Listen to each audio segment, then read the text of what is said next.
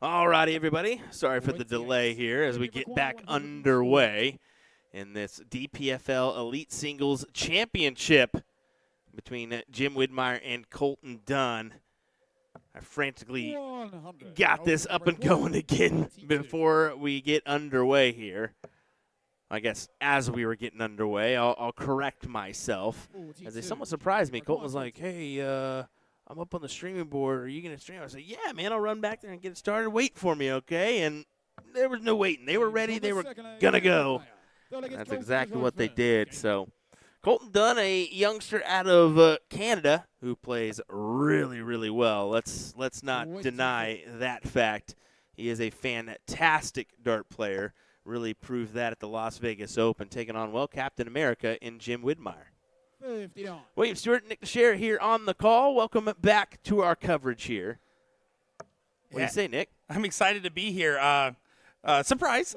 Sorry, I disappeared there for a second. Same for me, buddy. I just got it started and underway, so you didn't miss much. I was like, man, is there a better opportunity? I always buy something from whatever vendors usually at a dart tournament to add to my collection, and I saw an opportunity to get a set of signed stows, and I was like, I don't have it in my collection. So I picked it up. There's no signature on it. That's because I was coming back here for the Sharpie. Oh. And then I saw you were live. Oh, okay. I see. Well, this coverage, after this 180, 140. I'll be honest with you. This one's not going to last very long. This is going to be a quick affair here on this bracket. This DPFL Elite and Masters coverage should be pretty quick. I think everybody's into the top 32, top 16 at this point. 100. As Colton needs to find a couple triples here. Let's see if he can do so. Oh! 60. That was a 180, and he only came out with 60. Such an unfortunate round. And Owen didn't Colton. say 180 floor. Well, he did tell me he was not going to be able to do that one. They consider that unprofessional, and I was like, oh, man, but it'd be this so is funny. America. It'd be a clippable point. He said, yeah, I would love to do it, but he's totally understandable. No, I guess so. He can be a respectful professional. He openly admitted they weren't keen on the clip today, or at least him trying to share something from that. Well, that's what we're here for, to bring it to all the small and big screens. Definitely. As Jim Widmeyer takes a 2-1 advantage here. 40. Yeah, looking at this bracket, this is very interesting to see how this will continue to develop. Oh, Stowe Buns knocked out by Gary Mawson, by the way, and a 4-1 win for him. That's a notable exit in this bracket. Tucker Davey, a DPFL favorite, 100. also getting eliminated.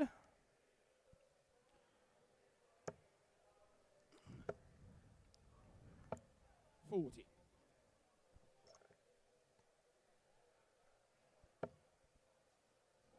We talked about it. Jimmy Wood overall been having some good form as of late and getting some big collects. We saw it last weekend. We saw it at Cherry Bomb. It's definitely showing some Captain America signs. Oh, yeah, he's getting back to that rhythm of old. Colton, man, though, he does not waste any time at the Aggie. He would have loved the pacing of that cricket final we saw.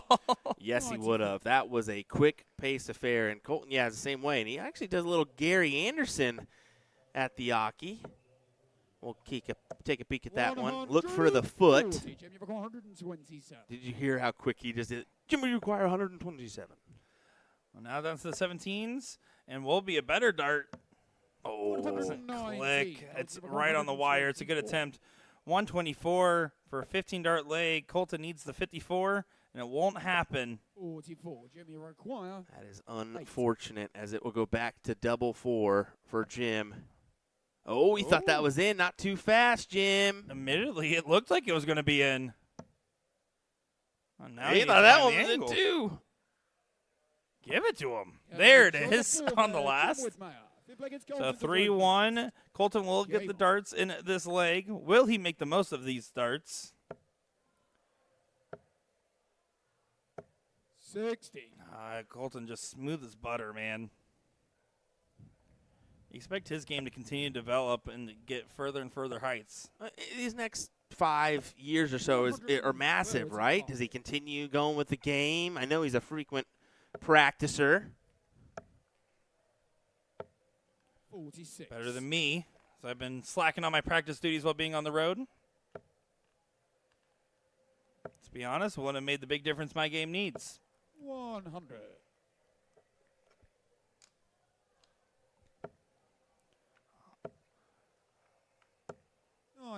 Colton continuing to play at his rapid-fire pace, getting the good collects.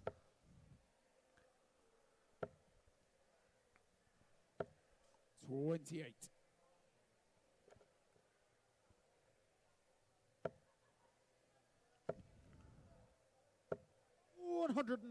Just about fills it up.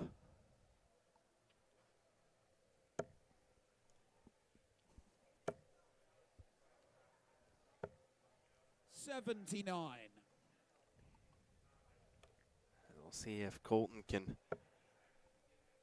leave himself at a tidy little checkout here with 58. Widmeyer leaving himself at 159. Will not get a look here. Yeah, so now it's going to be put pressure on the 121. Something I wouldn't put out of the wheelhouse of Colton, as there doesn't hit the big 7 on the last. 121.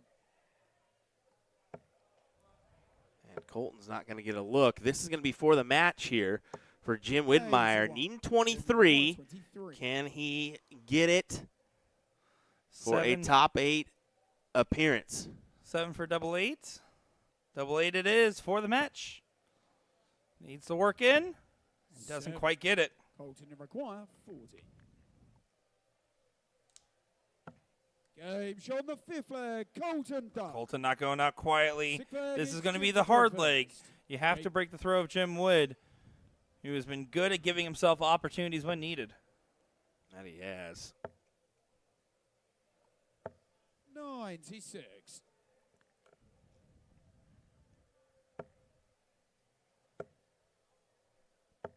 $59.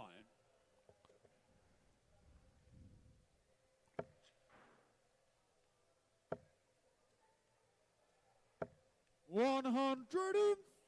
Oh, and it looked like it could have been much more. It was a good find at the 20s. Continuing to move on. Answer right back. Colton 121. finds 121. Still going to keep fighting, but he knows he's under some deep pressure from a big shot. 95 to leave 170. 95. He'll take it. And he will. Colton pretty much needed a 180 there, didn't he?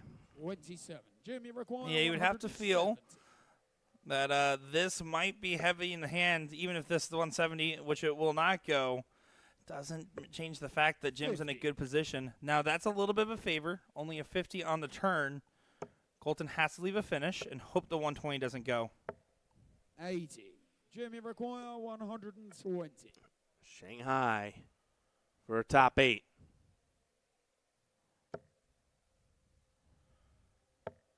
$82. A good correction on the last start cover. Cosmic Crusher needs to get a couple good darts in. 59. Jimmy require 38.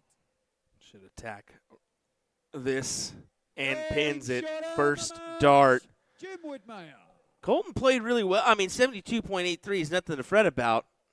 The youngster's definitely on the rise here, but he's going to take the L as Jim Widmeyer will advance into the top 8. No signs of nerves, great composure, good shooting. Love to see Colton done on our stage. And even though it doesn't go, Jim Wood will be happy to be our first into the quarterfinals here. Definitely so, and we're going to advance as well. We'll be right back with some more entertainment in just a moment, folks. Don't go anywhere. We'll be right back. This game is going to be key. You can tell by the way they're scoring. There may be nothing in it. One man misses, does the other man get? Yes! Double 12! That is the most amazing leg dance you will ever see in your life. I can't stop. 12 and the 9 Dark King lands another one.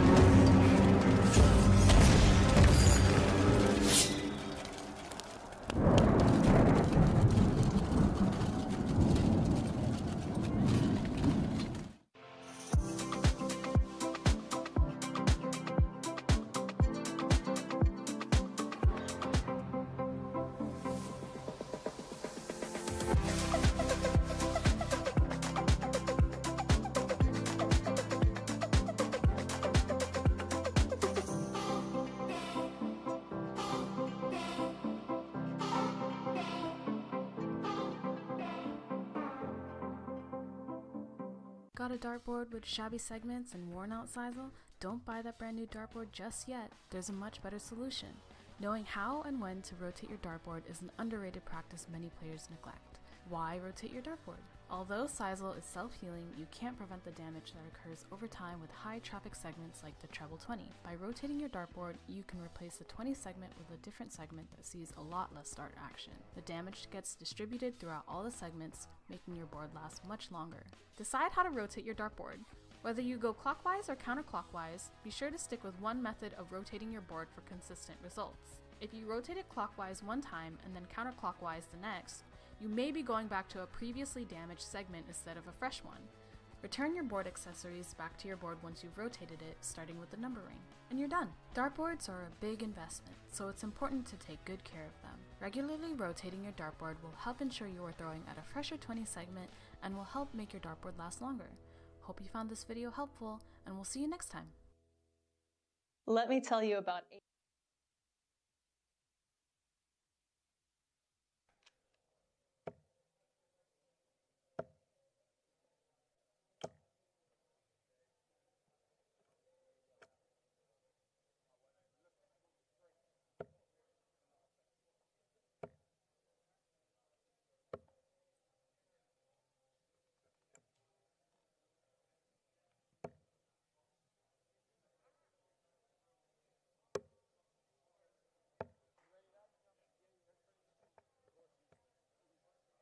It's Gary to throw for the bullseye first.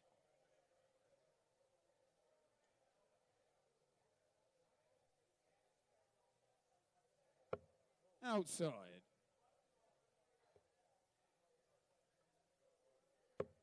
.25. Dunny's won the ball.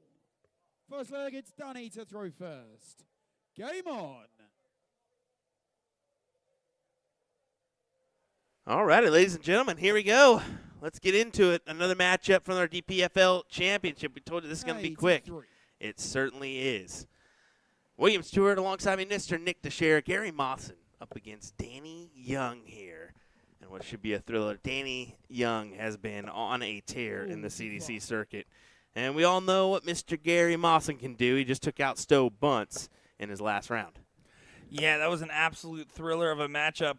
But Danny Young, every time I see him, just continues to be impressive. Gary Mawson's going to be quite the handful, and it's really hard to tip your hat one way or another. But let's see who brings their best, because that's what's going to decide who comes out on the other side. 25. Big 125 response after the two treble turn from Danny Young, another talented Texas player. 140.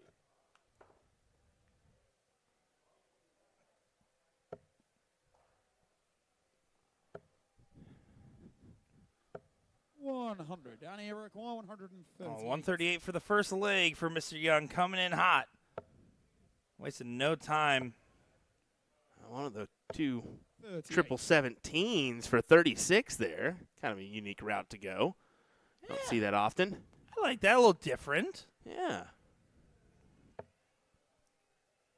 Mawson on setup duty. Does not get the setup. Danny Eric 100. Shout out to Jacob Sa. Join in Mr. Owen Binks on the stage, by the way. Yeah, you got to slow yourself down. Does the reset. 27. Danny likes to do that continuous gunslinger style of dart throw, right? He pulls Yeah. it right from that hip.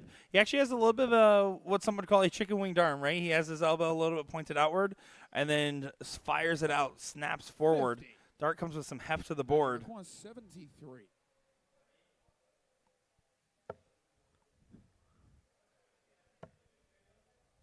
Double 18. Double 18. Shot in the first leg. Good Danny shot Young. at it. Second leg, it's Gary to throw first. We'll have to be cautious of that one as he prefers the 18s, clearly. Yeah. If you weren't sure on the previous shot, that shot certified it. Yeah. I mean, Gary Mawson, a true established veteran of the game who has had some great results over the years. Yeah, I mean, that 08. We always bring it up. That 08 UK Open final was something. 36. The hardest part is to do it the first time, though, and we know ever since we've been able to see him time and time again be such a tough dart player on the board, just absolutely relentless at times when he goes against these tough opponents, such as the Danny Youngs of the world. A little bit of hesitation. 85.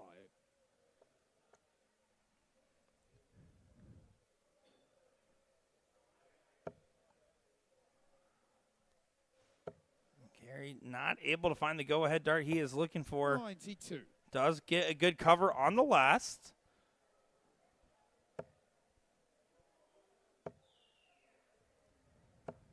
60. Did have a great chat with Gary's wife Lillian before this match, unintentionally so, not before he knew he was going to be on stage. Introduced herself, and I had a great conversation with her, and she actually talked about how she used to play a lot. Has played with Dennis Priestley in the past, Chris White, and a few others, and mentioned that she has been not playing for quite some time, but watching DPFL. She said she's getting in the next season. Want to give it a swing and see if she still can sling them just as well. Love it. Love it. The game continues to grow, whether it be new players or maybe some older players that are getting back into the mix after giving it up for a little while. There was that big old puff of chalk. Did you see that one? Absolutely. It's hard to miss. I was like, whoa, look at that. Good old chalk on the hand. Yeah, he still holds the stick in that hand. You can see it there.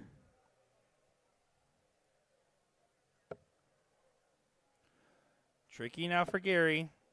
Very tricky now for Gary, as he won't be able to get to a finish. 147 for Danny Young would be a break-a-throw for a 2-0 lead in this matchup. Gary's going to use himself in. He's been playing better form than this to get to this point. It's just not clicking in this very moment. 95. Young does a good attempt at the big 147. Leaves it handy at 52. 45. Danny require 52. 16? No, he goes 20 for double 16. 36.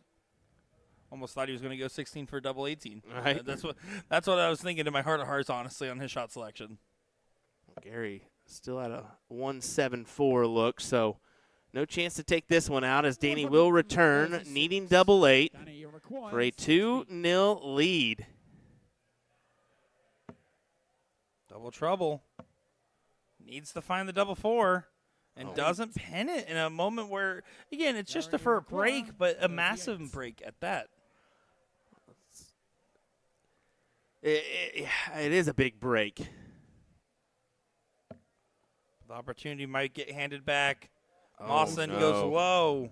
That is unfortunate as I go right back to Danny and what's been not the best of legs, both of those guys would admit. But Danny's going to scrap on by as they're both shaking their head laughing about it, knowing, well, what happened there? So that's called being human, and they're just like the rest of us.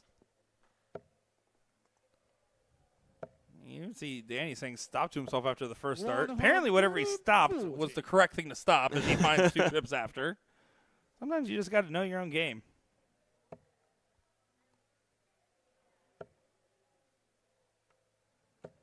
$100. So now Young trying to defend his own throw. And again, just the way he kind of brings it up in a singular motion, rotating his elbow, and then just snaps it out. Such an interesting motion there for Danny. It really does give you a Western-style 6-shooter, almost maybe matching the Texan theme from Mr. Young. Did talk with Mr. Sorry partner out there, and he said he was excited to watch back his match and is going to have some merch on the way. That's great.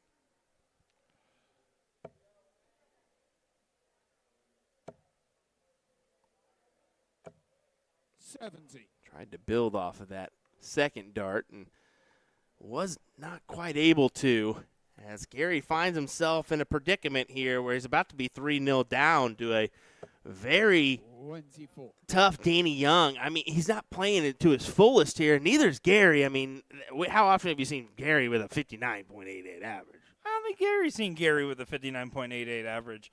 It's just very unfortunate that it's happened in this moment. It seems like a cascading feeling. And 6 starts for 167 makes it feel more likely to be a 3-0 than a 2-1. Danny needs to make sure not to get caught in the rat race, though, right? You have to continue to push your advantage. Vice versa, Gary, you just need to snap out of it. You're Gary Mawson. You'll be fine. Gary's trying to think of what could have gone wrong here. But you just need to be thinking about what you can do right. And that's just keep on, come up with the triple and keep going with it, right? And they're just triples are showing up at the wrong time. He's not finding them early in the scoring phase, but hitting these big turns to collect after Danny Young's got separation. Ooh, barely a 20 as he'll get double 16 and nails it. Gary Mawson, what do you say? You need every leg throughout here in order to take the W. All starts with one good leg. 30. But the one good leg not showing its face yet. Danny Young has the opportunity to take throw early on. You can see he held onto the dart. Something funny that happened there. He's had a couple of those 26. in this matchup. I don't know if it's a grip issue, if it's just uncertainty in the dart beforehand. I'm not sure. Yeah, it's one of those things where in the moment. I'm sure if you asked him about it, he could tell you exactly what that specific thing is. Everyone just has a different feeling, and for him, it's probably not finding that right setup point or the way he's acting. It almost feels like the dart's getting stuck to his hand. He's almost holding on to it too long, and he can catch himself doing it. It's very interesting.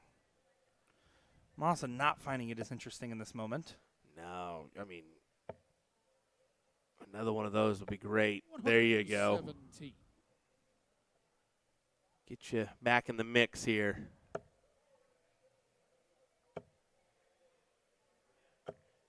$60. Oh, I think he's going down, staying down there. At this point, you're throwing the book at the wall, seeing what sticks. Exactly what you're doing.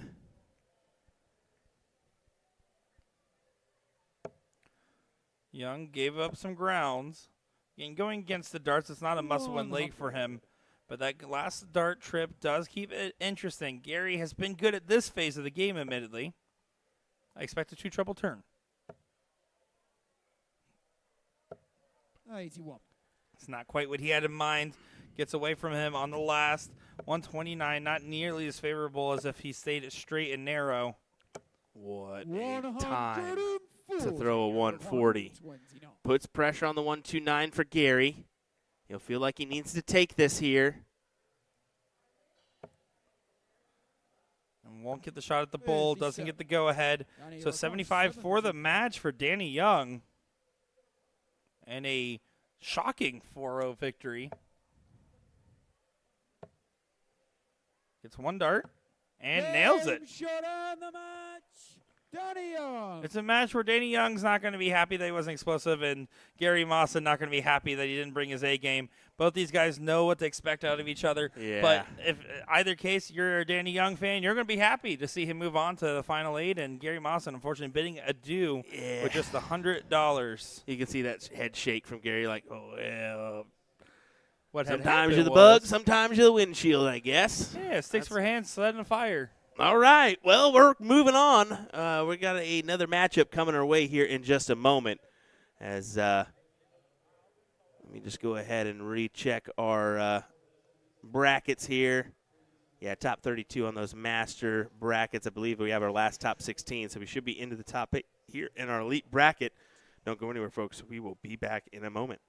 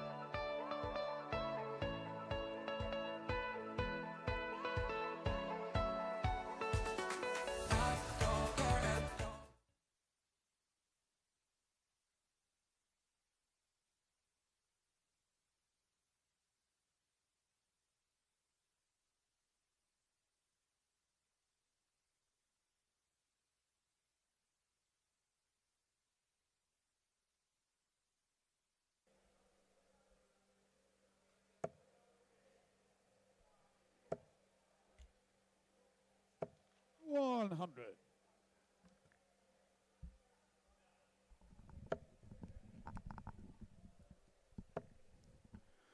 Welcome back, everybody, to our coverage here of the DPFL Live Event 4 in Kissimmee, Florida at the Reunion Resort. My name's Nick Teixeira, joined by Will Stewart as well, and we have another great matchup. This is the last 32 in the Masters singles. That's the 65 and under. So we're going to see another good one here. And first place in that event, I mean, we're talking a good payday. Looking at $2,000 for first place prize. 119. Angelo taking on Michael in this matchup. We're going to see how this one will play out, as anything is possible here. And we have another good couple of matches coming up later on in our Elite singles as well. To play in this event, you had to play in the DPFL season. And it's cool to be able to have an opportunity to celebrate all the different players. And again, 65 and under, I don't know if I can name another steel tip opportunity where a first place prize is $2,000 for a 65 and under. That's pretty sick. 55.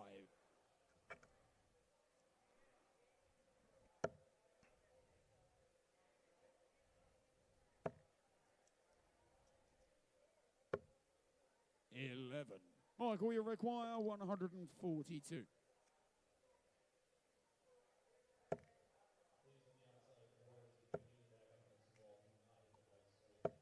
$55.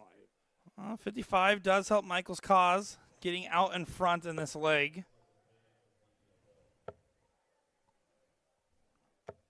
45. Michael, you require 87. 6 darts for Michael for leg number 1. Just first of 3 legs in this last 32 matchup.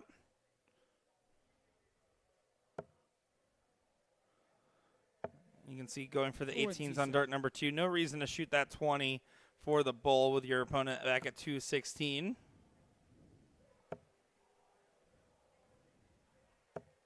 $40.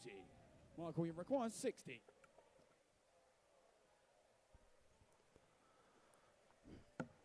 Oh, well, that makes everything about this shot harder. Yeah, Actually, everything. That's no bueno, is it? For my English-speaking audience, that means not good. Not good. Yeah, not at all. 46. Michael, you require 52. 52, so now you have cleanup duty on the shot. Oh, he hit the double 20 this time for double 6, but no, not in yet. Reset yourself. 40. Angelo, you require 100. I'm not going to lie, Will. If we weren't working, I would have loved to get in the 65 and under. Sneaking as my 61 playing the DPFL season 11. I don't think I would. I think I'm just above. Look at me. I'm getting I don't know. I really don't know. Oh, I would have been chomping at the bit. But I'm here to work. People keep asking, like, oh, what event are you playing? I'm like, no, I just throw darts in between matches. No if you ever see score. me at a tournament, it's pretty common, especially because we got to keep our energy levels up, and we love throwing every now and again. Yeah, I mean, of course, we're still dart players too, right? Well, maybe after you play me, you won't feel the same anymore. That's a lie. A great observation from the comments there is Michael. I mean, Will, you're going to get a kick out of this. Look at the way that Michael holds the dart on his return. And this is Angelo right now taking a swing at the Madhouse. But he grabs on the point of the dart. This is insane looking. I mean, that's fully on the that's front. basically on the point. I don't even know if he's holding the barrel at all. No score. Angelo, you require Insane. 2. I want to get a dart team. I want to get the Avengers together of the most insane dart grips that we have seen. Get your Justin Dennison. Get your Michael Boltillier. That's his name. Almost got it. And that one Japanese lady that we saw over at LVO. Oh, my goodness. Let's get a super team together of the craziest dart grips of players that find success with them. Michael, you require 6. That would be something.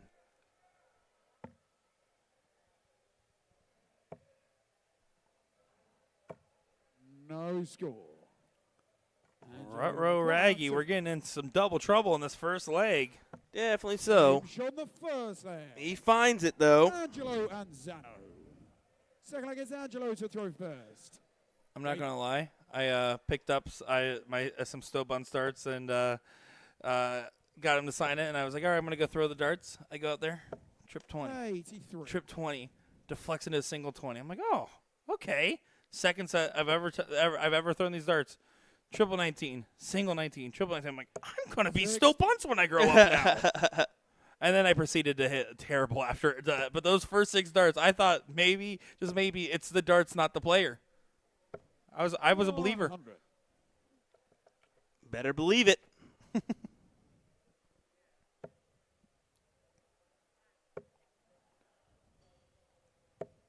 40.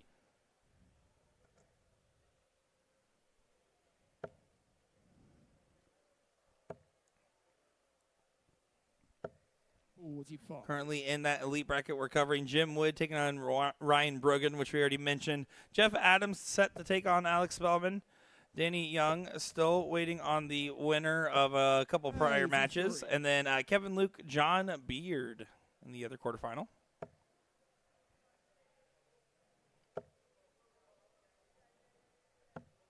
$100.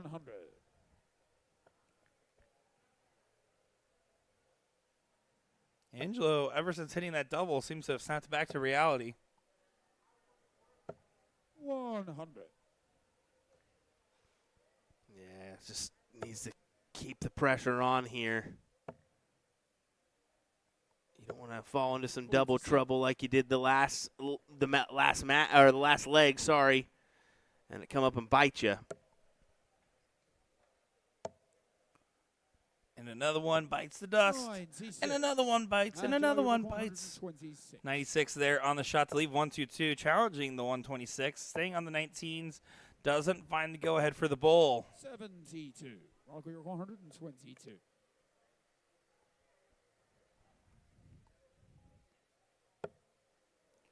Well, this is a good go-ahead. This is a Oh, great man. shot even. Double 7. He said, I normally hit the triple and a single. That's what I plan for, too. 108. Yeah, you got to remember the chalkers there. Ask him what's left, and he'll tell you. Oh, dude, take advantage while you have it. Oh, that's 28. 26. Now 5 or 1. Can't go outside, though. 41. Mark, we require 14.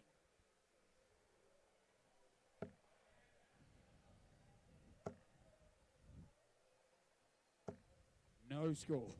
Angelo, you require 13. No score. Well, now we're getting into the rat race that we saw in the first leg. Some trouble on the dartboard taking place. But there's a double in. It's 1-1 in this race to 3. Third leg, it's Michael to throw first. Game on. Just like to remind chat that we only get 1 fall per year here at DPFL. We have hit our quota. If anybody else falls off on stage, we actually can't pay them like we paid the other ones for our content. Thanks for being good sports about it, everybody. 65. Yeah, no more falls, please. No, for real, though. We just don't need that. For right real. now. We don't need OSHA certifications for our players going forward. No kidding, man. No kidding. 100.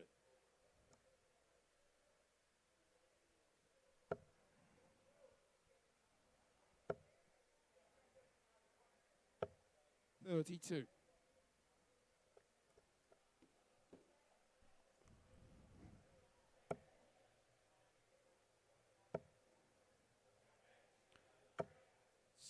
Almost 1 million views on Facebook, by the way, on the falling off the stage clip. 775,000 right now. Love it. That's absolutely insane. Take that, Justin Dennison. Your weird hands don't make it anymore.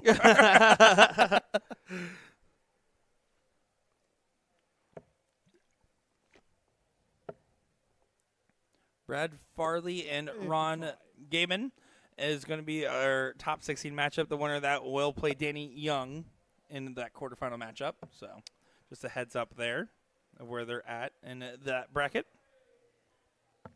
The elite bracket, that is. Most of our matches are in the top 32 on this Masters bracket, so 95.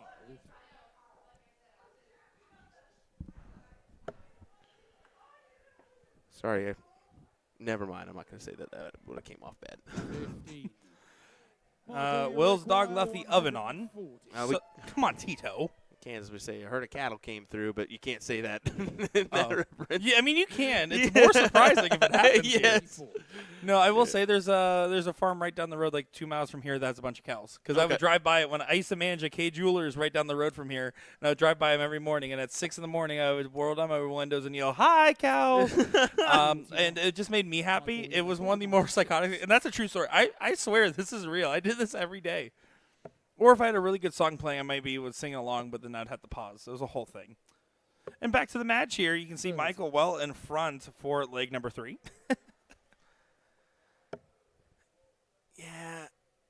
Angelo really needs to find at least a ton here. That is exactly what he'll find. Require 66.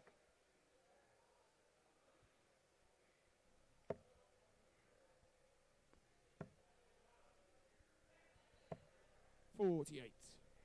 Angelo, you require 110. This would be a big ask, and ask he can no longer take here. So 7. Michael needing 18. 18. On the wire. It's a beautiful dart, but it might be too beautiful, and you can see exactly touches the barrel and pushes off. So it has to set up again. Now Angelo with an opportunity to break at 103. Still on 96. Treble 20, double 18. Got stuck to his hand. 73. Michael, you require Pink's Liberty saying, you cannot claim that it's almost 1 million if there's a 250,000 views away. That's a lot. Well, I can tell you, I have a microphone and you don't. Just kidding. That's fair enough when you say it like that. Require 30. Close enough. It'll be there tomorrow. If you count every other platform, it's definitely over 1 million. It'll be there tomorrow. If you count impressions, it's usually 4 to 5x whatever the baseline view number is. Anyways, I can go into analytics about social media all day because I'm a nerd. There is the 7, double 4. Doesn't go. Pins the wrong double. 8.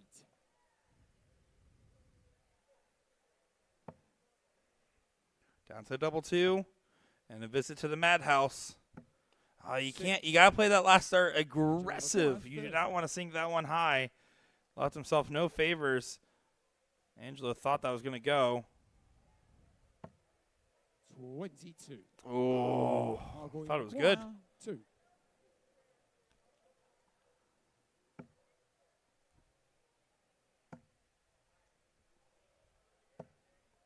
No score. Angelo, you require 8. Can he work it off that barrel? No score. He cannot. Michael, you require 2. Game shot There you the go. third leg. Michael Just a reminder, folks, this is our 65 and under event. So, Yep. Game on. really cool to be able to see. Okay, if you're a 65 and under player and in North America, you've never played on a stage like this before today. No. Because stages like this in North America, for 65 and under players specifically, just don't exist. There's a lot of pressure that comes with that. Yeah, and you're also playing for $2,000 if you get first. So that kind of prize money is absolutely insane, especially at that under 65 group. So, yeah, I mean, there's a little pressure instilled with having a caller there too, and calling out those no score. I mean, that's intimidating, isn't it? I'm not going to lie. It would really get to me at a certain point. After a while, I would be locking in.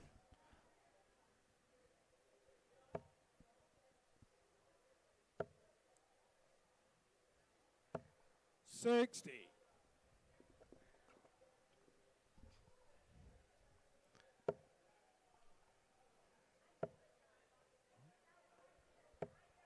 $31.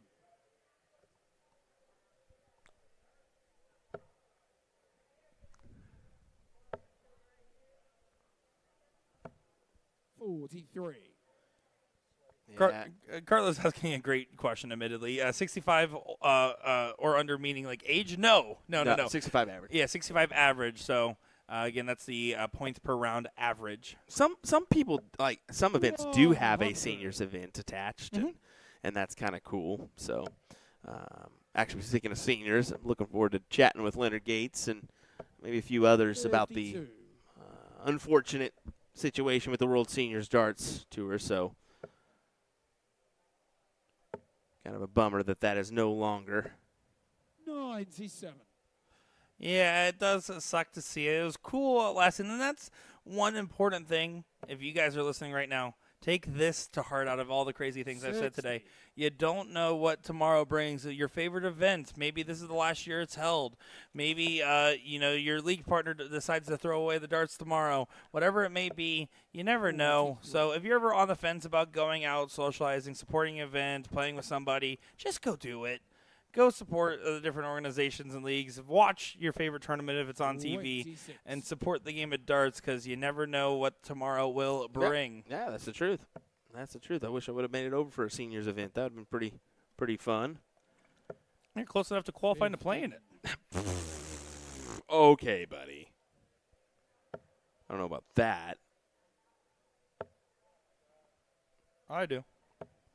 20. You got your dad locked down. At least 12 years, 15 years. The better you make a steak, the older you are definitively. Not true. You made a yummy steak. Not true. Getting pretty old.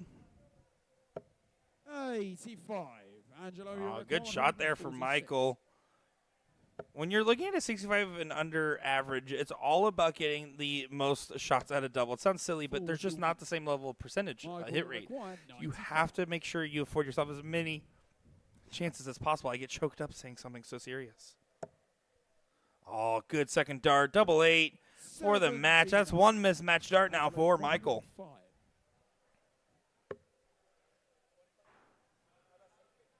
That works. 15. Not going to work now. Single 13. Not going to like that one either. Michael missed one match dart. Michael may hit this match dart. And he does on the first.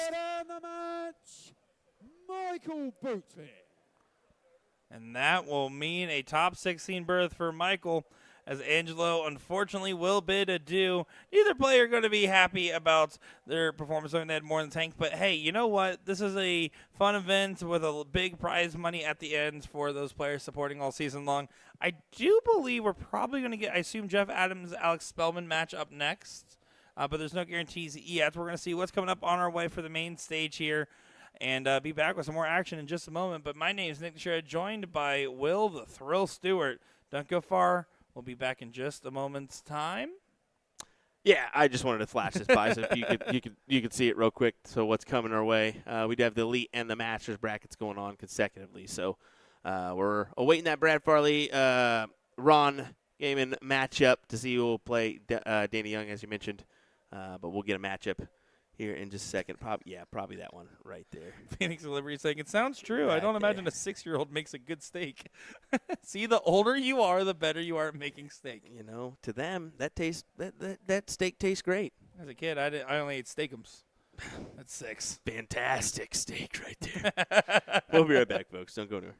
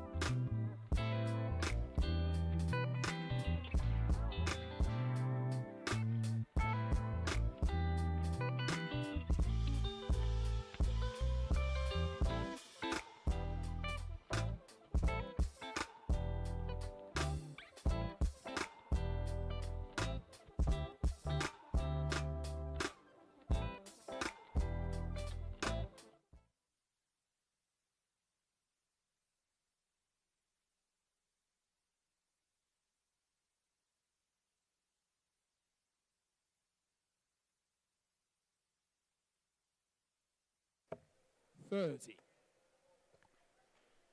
Welcome back, everybody. We have another great matchup here on our live stream.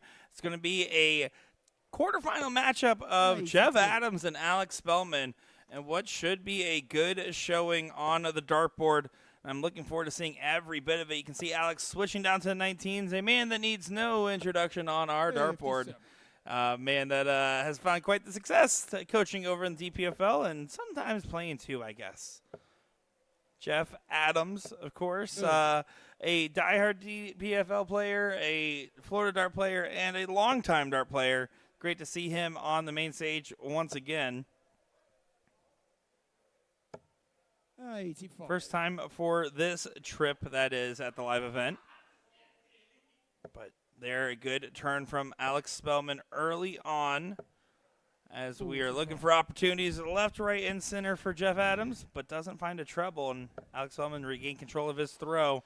I'm Nick Shearer, joined by Will Stewart. Will, how you doing? Yeah, good. Good. 100. Chatting with the tourney directors real quick, get a how we're going to do this with the Elite and Masters bracket. But I assume our Elite's going to finish just in front of the Masters that way we can show off as much as we possibly can from this event. That's a high-paying event for sure. 96. Well, let's see how this one will continue to drum up and play around.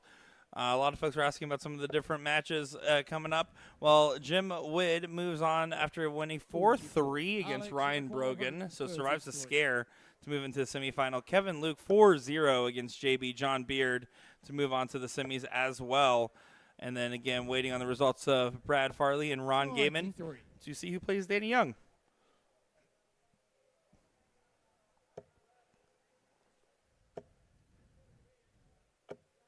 $121. Alex should require 40. Yeah, should go for Spellman. And it does go. Spellman. Second against Jeff to throw first. As Jeff did, I guess, best Leonard Gates to get to this point. Yeah, Jeff Adams is no slouch. We saw Austin Adams already on the stream, by the way. Is he a local? Yeah, I was assuming. Jeff Adams is a local, and Austin Adams that we saw earlier is his son. Okay. That played on the stage as well. Don't remember that, but okay. Just gonna be flat out honest. The 2012 ADO Youth Champion. That was on our okay, stage. okay. That now. There you go. That random fact. You should have said the weird lefty, and I would have been like, oh, okay. Oh, okay. If I said it like that, you would say, oh, Kevin Luke. True. I could have went either route. There's only a few of them.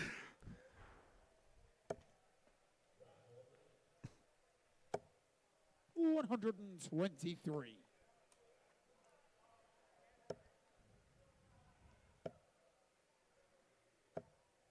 $83.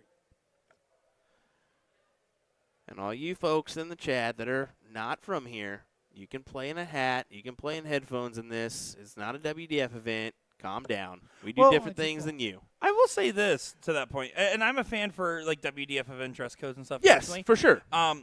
DPFL is an online at-home program, so their own championship, I actually think shouldn't have a dress code because these guys play at home the whole season. Probably not even wearing pants half the time. Okay, let's just be honest; they're not wearing shoes. State it. Why not? We'll take what we can get. But yeah, no, I'm all for the DPFL championship without the sanctioning. Go crazy, have fun. Why not? I think people put too much into it sometimes. It's like, chill out. Game show the second leg, Alex Spellman. That is fantastic from Alex. Continues chugging on. Breaks throw. Looking to hold for 3-0 here. And Lisa pointed out another fact. Austin Adams, after or during the same time as his ADO Youth National title, actually went to the UK for a while to try to play as well. So this family knows darts. And let me tell you, Jeff Adams is one of the most annoying locals to play against because he will be undercover. He'll be super nice, super nonchalant, and then bust out some crazy good darts against you. And if you don't know better, he'll sneak up on you real quick. I'll tell you that much. 140.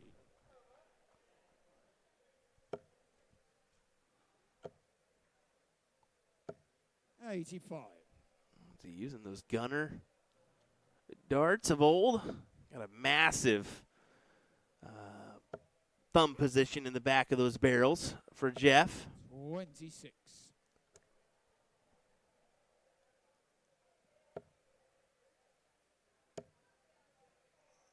All over that 30. wire, just not able to convert.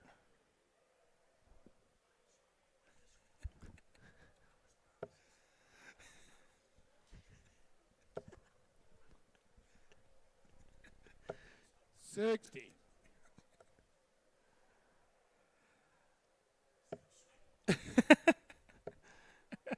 Angelo coming back here, let it know he's still sweating from that matchup. More or less just the nerves of being up there, right? If you were a North American under 65 average, you've never played on a stage like that before. No, especially with a caller that you know is a PDC level caller. Like, 160. Mm-hmm. Terrifying. I will go ahead and say this one. I'll go to that side shot here in a minute. Can you believe that this chalker is probably 15 or 16? 135. I can't because I know better, but no, otherwise would not know. Such a nice kid, too. Like, great kid. Happy he's stepping up there and doing some chalking duties. 93. Jeff, you require 18. What do you say, Jeff? Grab the leg here. He's splitting. He goes 2-8 and misses on the inside. Alex, you require I think that's why you have to attack there. I mean, with Alex, you just don't want to mess about, right? I would guarantee it's not a good strategy to mess about with Alex Spellman, as he is now up 3-0, and Jeff Adams has gotten improvements and missed the big shot, the 118 there, or 116, but otherwise has been hanging well as this match has progressed. But you've given up a lot of rope. You need to reel in starting with this leg. And I know there's some confusion in chat. That's a great shot from Alex Spellman to start off this leg. It's just for the WDF or ADO sanctioned events. So I know it's a little confusing because the scoreboard says WDF there the whole time. Yeah. That's more of a Dart Connect thing.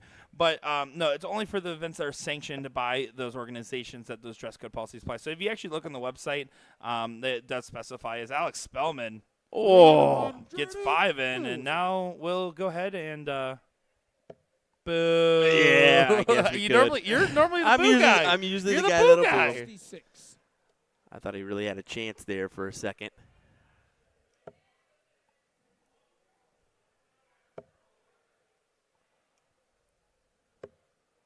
Good use of the bowl. Alex Spellman, a class performance, especially in this last leg, and Jeff Adams on the receiving end. Not going to be able to leave the outside opportunity. 140. Alex requires 76. Now 76 for the Jackal.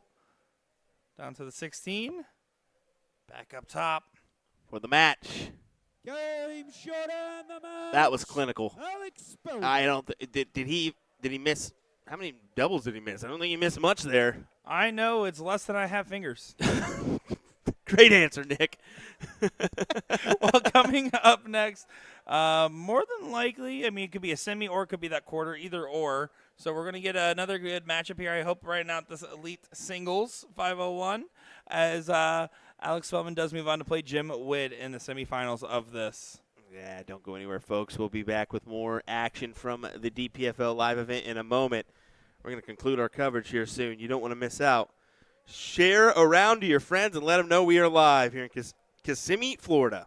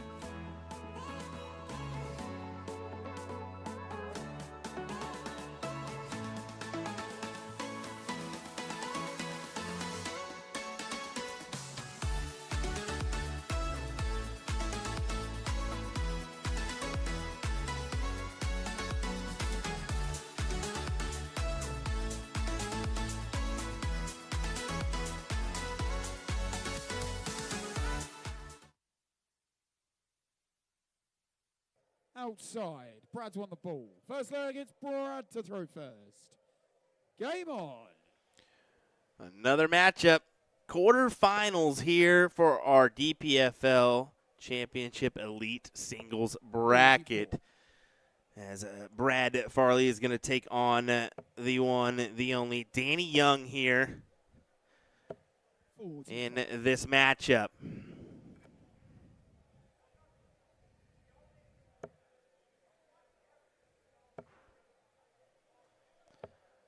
42.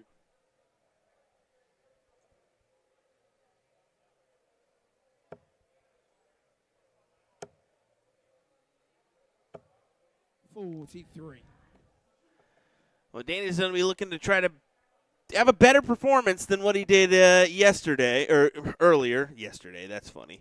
Earlier against Gary Moss, and admitted, what'd you guys say for that one? It was sure interesting, huh? And I said, yeah, buddy, we have those sometimes that we want to forget about as quick as possible.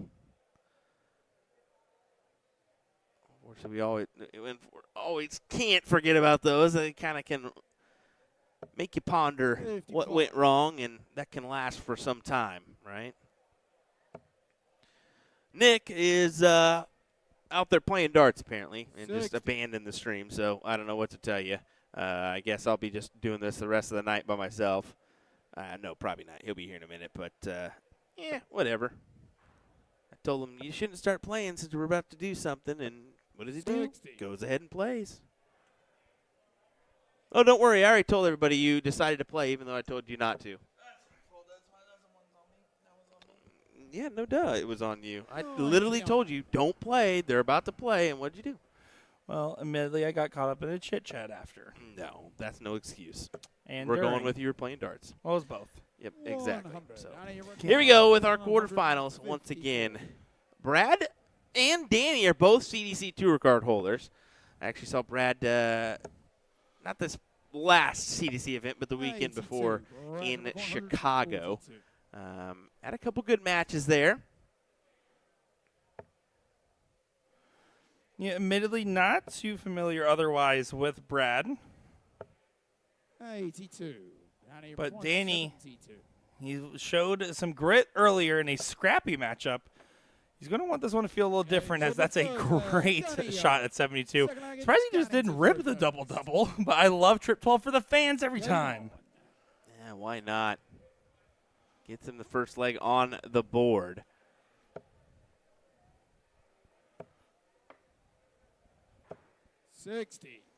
And Troublous on the return. When you break that throw, you want to immediately just go off to the races. 59. But no punishment from Brad. So Danny's going to be right back up into the mix.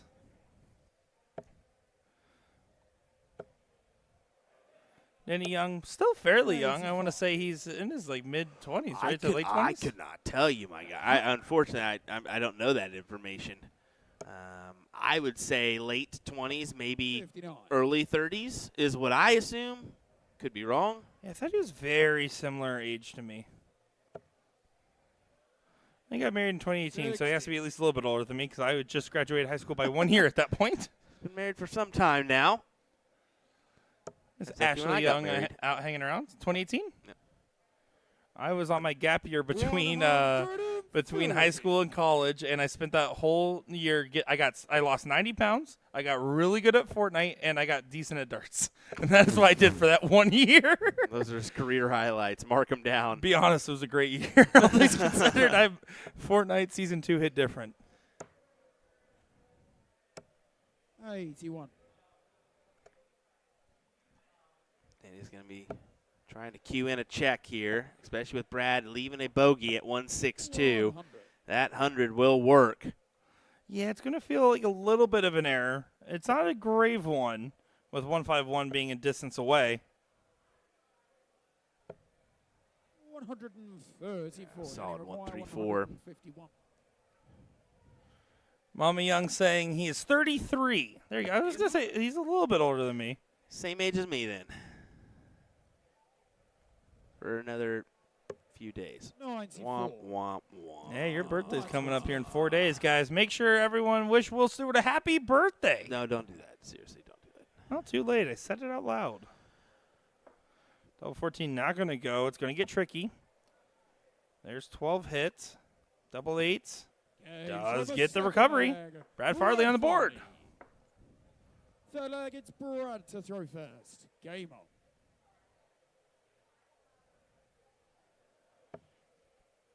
But now Brad going to get the start here in the next leg. 59. Random green flight in there. Got to keep it up with the. I love some of the setups we've been seeing with different darts. That one player that had just like 3 very different flights. Danny's just not thrilled with how he's throwing it. And you can visually see that stop coming from his mouth there. Getting something in his throat, just catching him off guard. It's one of those things I want to ask him about it, but not in the middle of the tournament. You know better.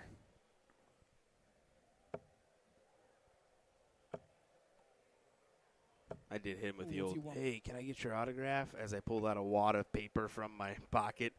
What are you going to do with it? Throw it away? I said, exactly. Oh. Meanwhile, I'm over there like, Still Buns, I bought your darts. Can you sign them, please? And you're over there like, hey, got these guys. Just having a laugh. That's what mine's about. No, it's really cool because we get an opportunity to build up relationships with all these different players, Yes. get to know them, Yeah. go over there and have these cool moments, these fun moments. They become family, essentially. I mean, when we're on the road, it's nice to have those people that we have a laugh with because 96. it's difficult. I mean, you miss your family, I miss my family when we're on the road. So That's true, and that's why I play pickup games with my family while Will Stewart does the real work. I haven't missed the whole leg except for that one whole match I missed at one point. The very quick one from yesterday. Okay, excuses. You like the break for me anyways. Yeah, if that break could just last a little bit longer. Back to the dartboard for me. After darts. After darts. Okay, find a new house to sleep in tonight. That would be ideal. 158. Just I've kidding. been peaceful at the house. And plus, you like my Nintendo Switch too Yeah, much. you can keep that at the house. That's fine with me. I'll play Mario Kart the whole time. Great. 98. Oh, I thought it was a little bit better than that on the setup job. As Danny's going to get a look at 90 here. He's going to attack the 20s for a potential look at Bull. It will be Bull, and he will not collect here. As it will go back to Brad at 60. Yeah, Brad looking keen in this position. Looking for the double 20. 40. Danny require 30. Doesn't like that. Knows he gave up a good opportunity, the and it third gets leg. punished by Danny Danny Young, who breaks throw. Fourth leg, It's it's 2-1, Danny and to this is go a potential chance to get match point with your own Okay. throw. first.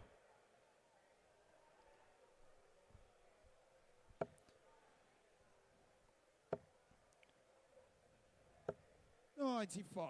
95 on the open. Right now, you see these guys right in that low to mid 70 average range. It's going to be about keeping those floors raised up. You can't have these big wide misses. It's all about finding those one trouble turns. If you're missing, you're still missing into a 60 or 59. Moments like that where you see the 25 wide open makes it feel like there's so many opportunities. But there, the opportunity gets handed right back, and that's why this match has been so scrappy so far.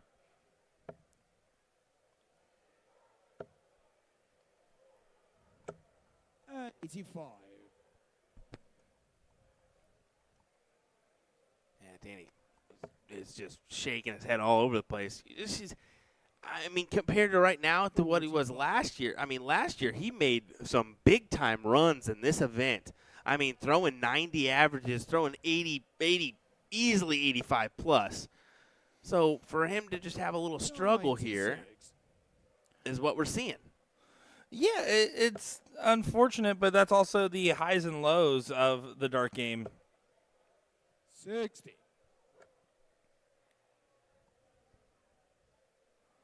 There's going to be moments of brilliance. There's going to be moments of falter. 95.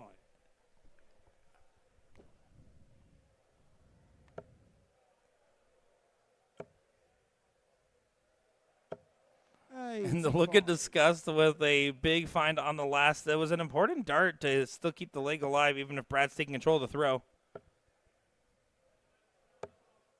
86.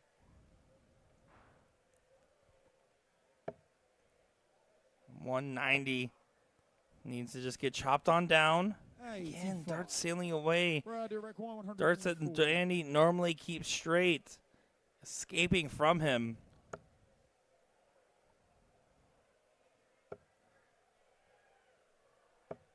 58.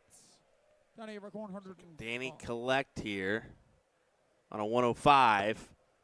Will Brad get a look at this 56? It will be a look at the 56 for Brad to try to tie us up 2-2 here. 56. In this battle, it feels like Danny Young mentally is fighting himself. But Brad, he seems to be winning the mental battles. Even if his average is hanging at the 70 range, has dipped below, he's doing a good job of holding his resolve together, it seems.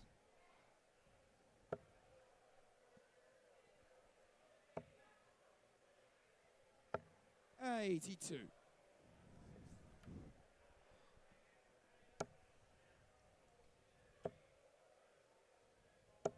$100. Solid ton.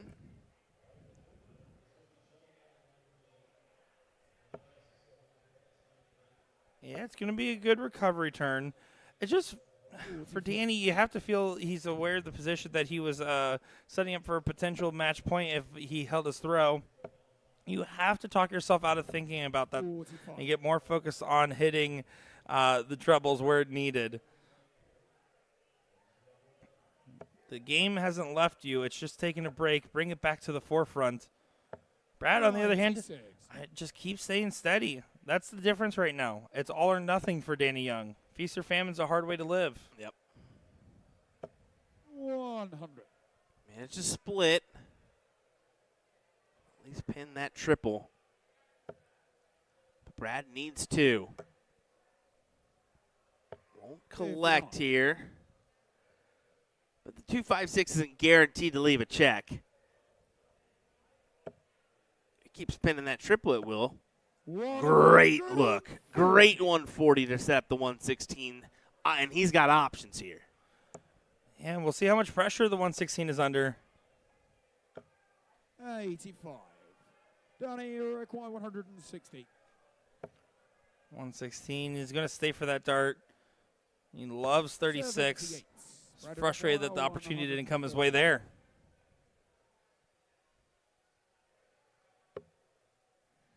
Well, treble 20. Doesn't get the go-ahead. Danny Young will return and has an opportunity to break for the third leg in a row, a break a throw, and put himself at match point. Not a bad spot. And it does invite the dart in. Danny Young will have the darts to move on to our semifinals. Game on.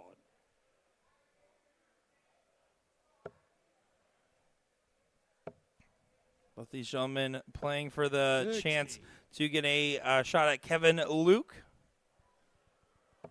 The F stands for friendly. Exactly what that means. 60. Have you ever heard the fun song from SpongeBob? Yes, Nick. Okay. Yes, I You want was me a to kid tell at you one about point. it more? No, I mean, we don't really need to go there, but 60. I'm sure people can go look Just on think, YouTube later. you know, because like F is for friendly. Just zip be it. okay. Just stop. Okay, thank you. All righty, back to the match. 381. Danny looking to whittle it down. He's got, if he can grab this leg, it'll guarantee himself a shot at Kevin Luke here 76. in this first to four leg battle. But you don't want the pattern of break of throws to continue. No. Because if not, Brad will get the darts in the deciding leg. Oh, that's a bummer. 40 floor there for Brad.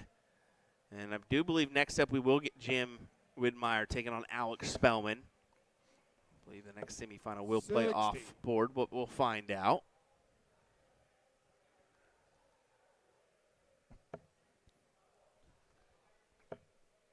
Don't, Nick. 85. I never get to have any fun around here. Okay. He's been wanting to sing so bad. Chat's got my back. 30. One person has your back. Not the chat, one person. Representing the culture. Whatever. Well, Opportunity for Brad here. a good opportunity.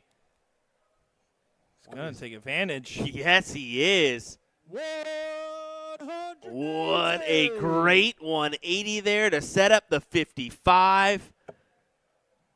We're going to break again, aren't we? 60. It's set up to be likely. 155 if the return happens, and it's an if because double top is the dart. Now to the 10. Doesn't happen.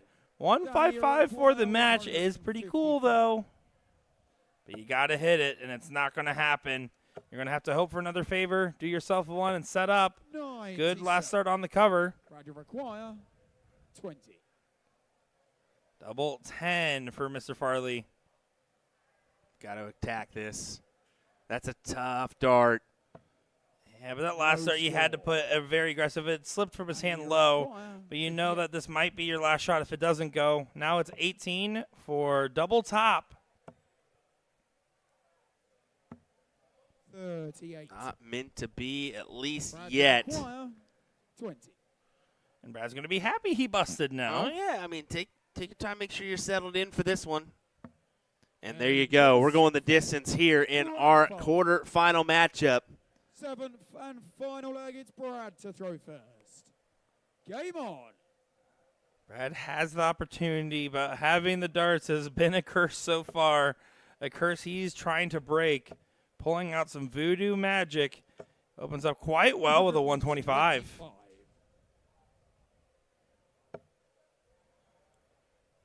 Well, hello. 140. You'll take that response. Certainly so. And we are on for our last leg here. Oh! 124. I'll just do it for you, Owen. You're welcome. Because I knew he wasn't going to do it. I had to do it for him. Oh, yeah, well, I mean, that's what friends are for. 60. I mean, I got your back, bud. Dynamic duo, Owen Binks and Will Stewart. Oh, look at the scoring from Brad. This is the best it's been the whole match, and it's been in the final leg, the Centennial leg. And Brad has the advantage here. He has it well and good. Danny Young in some trouble. Brad, can he continue on with this pacing? 57. Would have That's loved to find the triple bed there. It gets him to a one treble turn, but Danny has an opportunity now to get to an equal position. 140 for 116 is something he'd be keen about, but can he even just get to a finish? No, 6 starts now for 118. This is Brad's to lose. And Owen hates every bit of that there. He hates that. He hates that round 118. So do I. Well, he does still leave it handy. And no real pressure to attack, but now there's a little bit of pressure behind you. Brad to advance into the semis. Double top needed. Game shot and the And a match. big pin there for Brad Farley. Taking out Danny Young, who just could never get his full form in play. And overall, Brad playing with some serious consistency in that matchup. Yes, they average the same, but they felt like two different kinds of players at the dartboard. Yeah, and of course Danny's not going to be thrilled with the way he played there. Brad, I'm sure he's not going to be.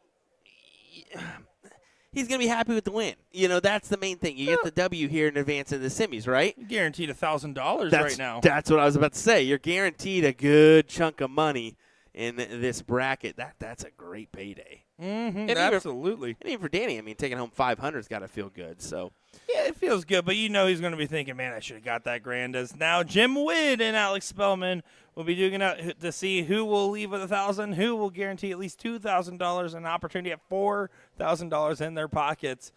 Well, guys, we'll be back in just a moment here as Brad Farley and Kevin Luke will be your other semifinal matchup. Nick Chura, Will Stewart on the mic. we'll be right back.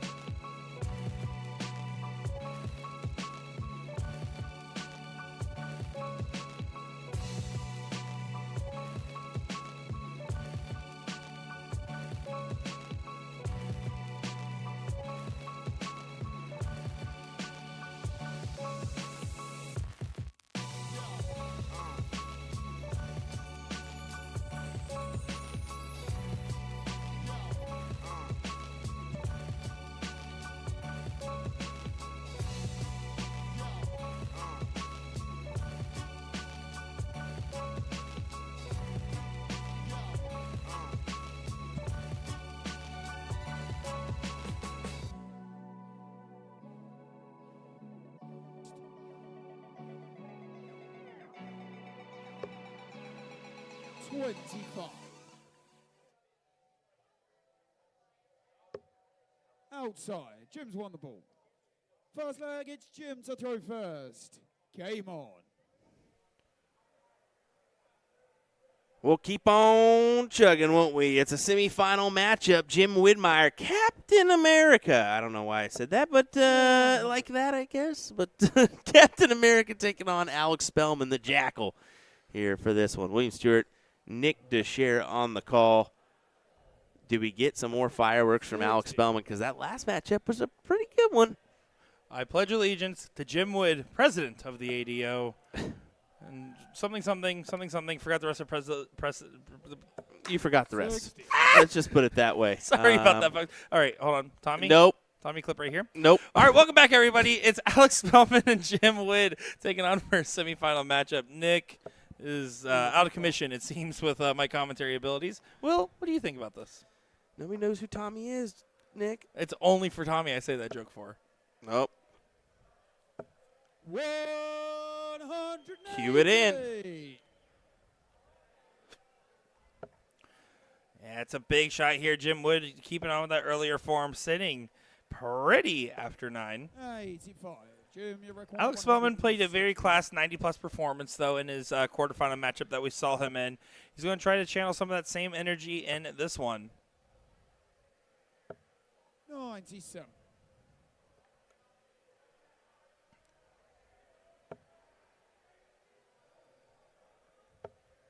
Spellman not going to be able to leave a finish, so 6 starts for 64. Jim Wood looking likely to hold throw, as this is a first-to-5 leg format, so slightly extended runway.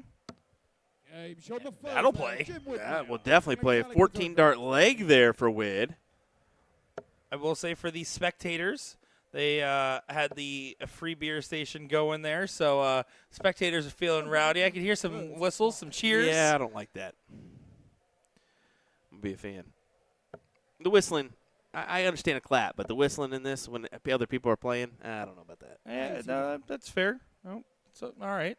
I mean, that's just me. No, I get what you're saying.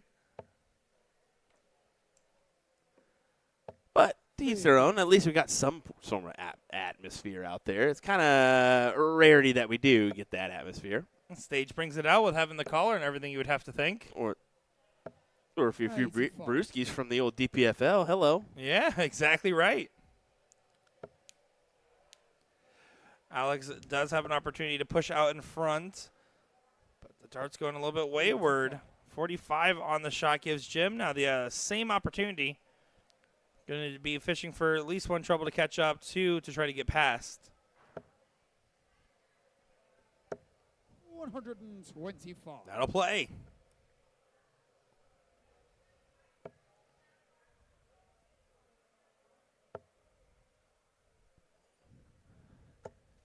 $96.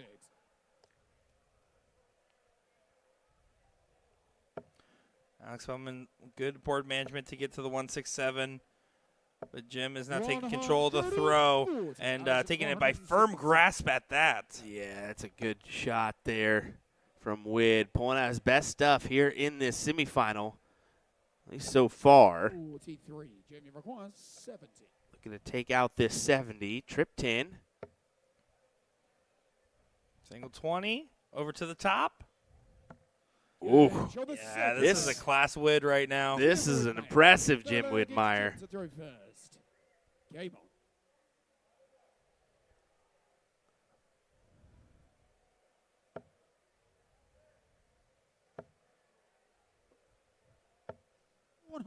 Yeah, he's keeping this form up. And Jim, I mean, we already know what he's been capable of doing in the past. But the form he has found lately is very impressive, considering his duties are split so much, especially with being ADO president and all the obligations that go into working with that working within a darts organization. It's impressive to see him collect the way he has been, and I'd love to see every bit of it.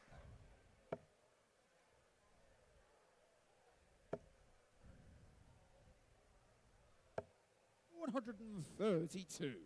Good answer from Spellman. At least keeps him in the mix, but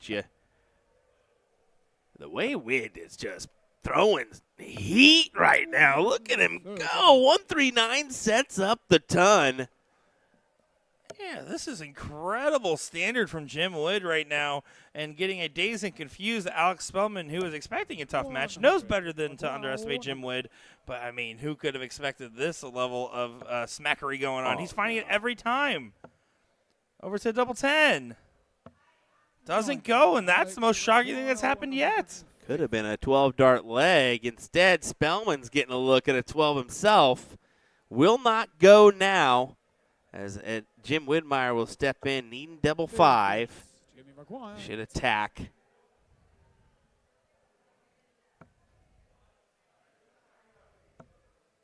Oh, that's going to feel frustrating considering how well it was up until this point going. Especially if Spellman takes out this 92. May go double-double. Oh, he stayed there for a potential chance at double 12.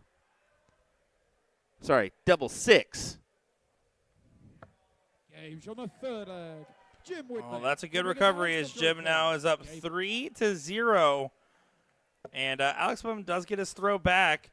But, again, you kind of got the jump on him. Even if Alex locks back in, gets to his average range of that 90-plus that we're typically seeing him in, there's a lot of work to be done if Jim maintains a fraction of the form he's currently at. But a troubleless visit on the open, granted all hugging the wires beautifully, is going to be that opening that Spellman needs. Quick glance at the scoreboard. We're staying for a nice 140. Good spot. You can see guiding that second dirt right in. Third one gets pulled to the left. Alex Spellman needs to try to find the same rhythm. Placed perfectly on top of the barrel. 81.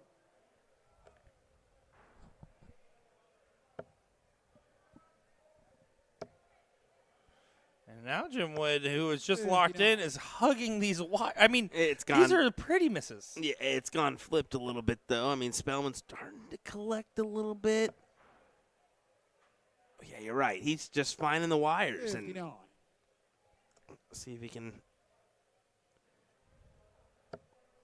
find the triple bed once again. Yeah, needed 140 for 160 on the outside opportunity. 136.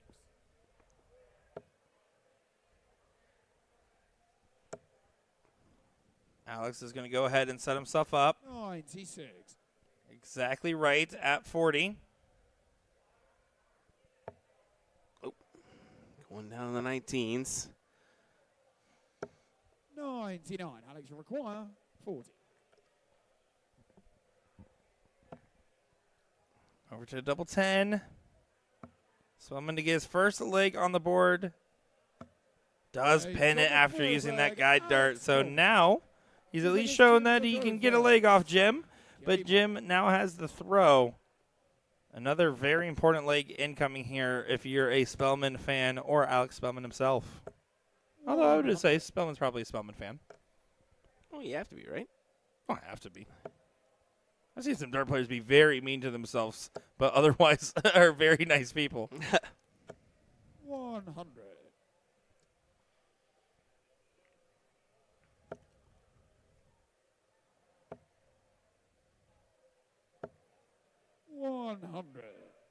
Some real consistency here in leg number 5. 100 plays 100 plays 100. The math will change now. 45.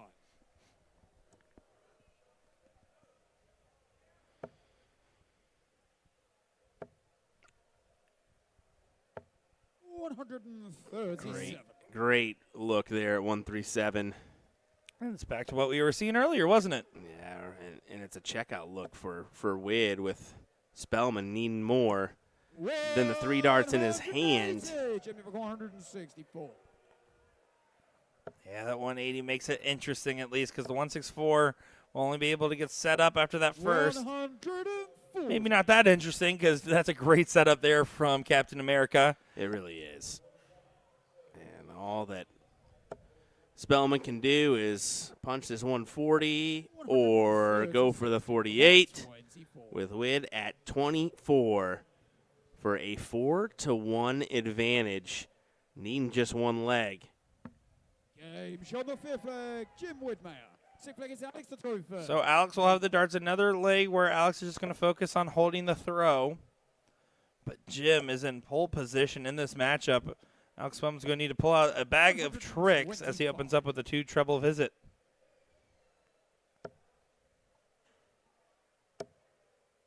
Oh, he skipped off that dart. And that one also skipped, but ricocheted the other direction.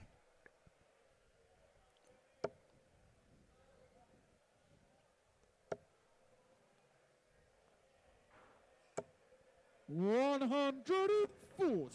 Jim's cooled down from the 108 we saw him peak at leg 3. Alex Spellman nearing that 90 average we expected to see out of him in that previous matchup and carrying over to here.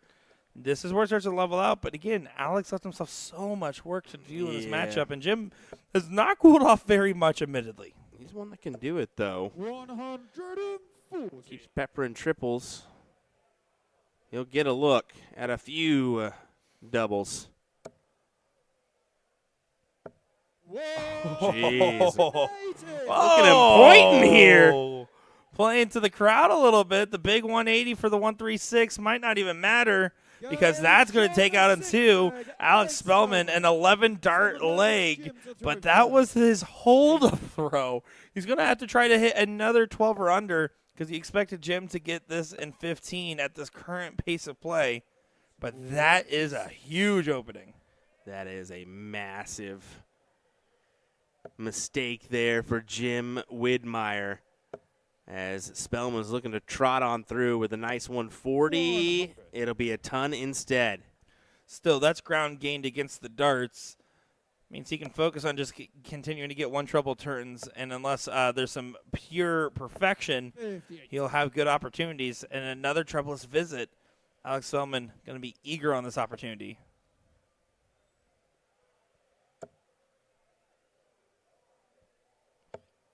$177.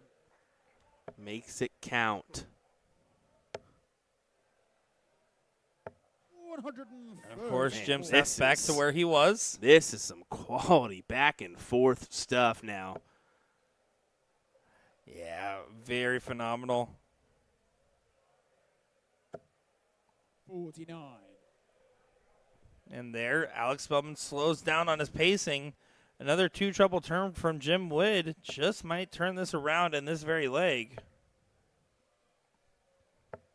Oh, you expected that last start to be in there. I did as well. I was thinking, surely this is going to go. Spellman will have 6 starts to take out 175. But how much?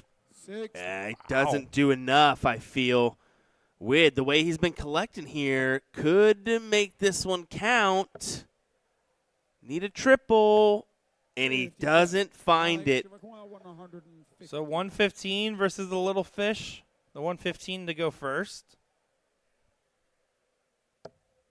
Double 18. Doesn't go. Clicks off the wire. Jim Wood might get a match dart if he finds the 20.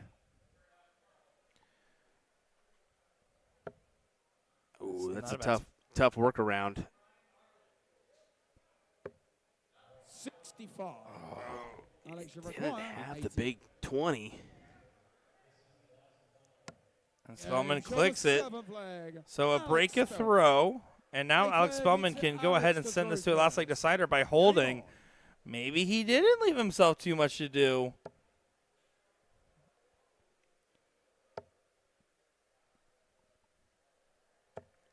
$58. Now Jim going to try to do the inverse of what we just saw. Again, slowing down and pacing. You can see the frustration on that shot, saying, I just want to keep doing what I was doing earlier. Come on back to me, dart form. I know you're in there. 41.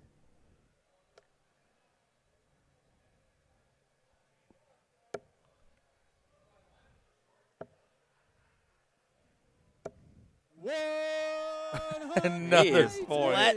No, man. He wants it. He wants it right here. He wants it right now. That's what, 4 or 5 for him? Oh, at least 100. a solid 100 from Alex Spellman gets him within range to set up. 130. The race is getting won right now by Jim Wood against the darts. Sitting pretty at the 95. Treble 18. And now treble 20 to leave 170. Doesn't get it. So 6 stars for 129. Captain America. Getting a look. Doesn't need to take it. Take it for Take the the fans. smart move. Take the Take smart it for move. the fans. I would do it, but in this mindset, you don't want Alex getting another leg here. Take the smart move, lay it up. Well, the crowd booed him for it. And if you're playing up to the people, well, yeah, no, you're making a lot of sense. It's probably a wise decision. This is a match dart incoming now for Jim Wood. I mean, Game shot and wow. Big difference Jim Widmeyer. in top 4 and top 2. And, yeah, I mean, the crowd goes wild here in support of Jim Widmeyer as he capitalized on a nice win over Alex Spellman.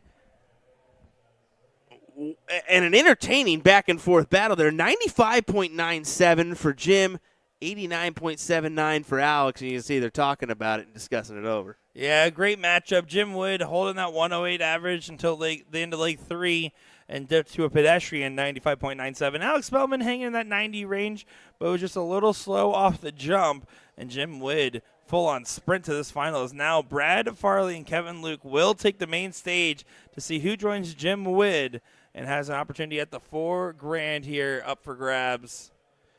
Yeah, don't go anywhere, folks. Well, I believe, yeah, like I said, next semifinal coming up next. Don't go anywhere. Ba-bam.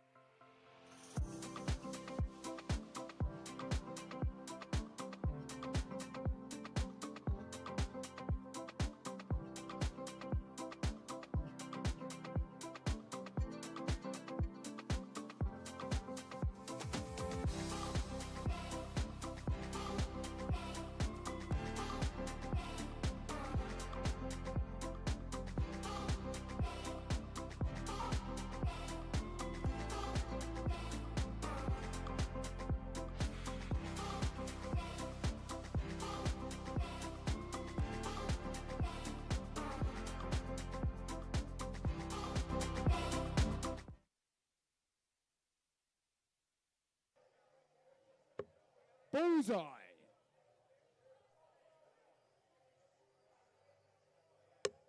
That's a 25. Brad's won the ball. First leg, it's Brad to throw first. Game on. Here we go. It's time for a great semifinal matchup to follow the other great semifinal matchup we just finished. This is Brad Farley and Kevin Luke, and they're going to be quick to put on a show. As you can see, Farley wasting no time on the dartboard. And look at that big smile. He's loving it. Loving it. As I am Nick DeShay, joined by Will Stewart on the call for this one. Owen Binks and Maddox Williams on the chalk. Yeah, you can check it off as a PDC caller saying your 180 call. That's pretty cool. That's pretty cool. So I don't disagree with the old chuckle and smile there. Like, hey, that really just happened. That's pretty cool. That's a bucket list moment if I've ever seen one. You just need to obtain the win here and guarantee yourself some good money your way. I mean, what a run here for Brad Farley, no matter what happens. But you're always going to want that little bit more, huh? Yeah, certainly the case. You want to get that big prize. You want to get that big trophy. You want to get that big win. I mean, this event means something to these players, and it should for every bit and every reason. 81. Right, 124. See if he takes a look, given the opportunity. He's going 14. I'm assuming he's going for this. Oh. He does go for it. He had a lot of respect for Kevin Luke at 164, as he'll go 19 route. Oh. Kevin really wanted to give him a reason for the respect. You Oh, know, yeah. you Oh, know yeah. it. Kudos to Brad for knowing, hey, he can take this out. No doubt in my mind. Oh, and this might be a very costly decision from Brad early on, getting Kevin an opportunity for a break. Well, that's going to be a little trickier now. Yeah, he's got to look at bull potentially. He will. Yeah, Kevin normally would never be at a bull shot from 69 with 3 in hand. Instead, that's all he got. Brad should be able to take a sigh of relief and pin the double, but it still hasn't come. No score. Kevin, you require 25. Can't do that. As Kevin goes 124, double 6. Brad, you require. Giving himself a round of applause on that attempt. I guess so. Who's going to be the first one to take it out? For the first leg, Brad Farley. Eventually, Brad does get it. It's Kevin to throw Yeah, first. he gets away with that one in a leg that otherwise should have been won by him a couple rounds earlier. They got a bit scrappy, but it's just the first leg in a race to 5. You got time. Get settled in, gentlemen. 137.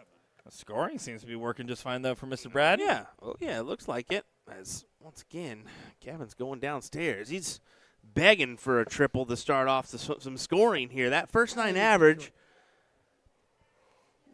isn't where it normally is, but early stages of this one.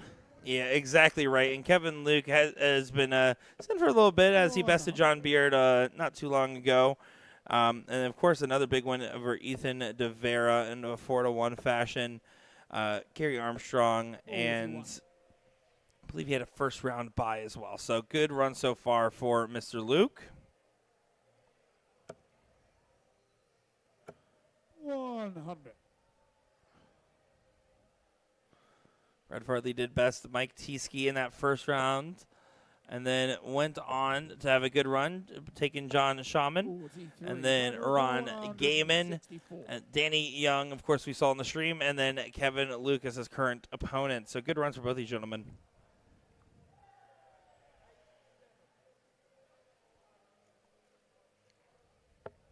$94. 94 to leave, 72-86 for Kevin Luke. 60. Brad requires 70.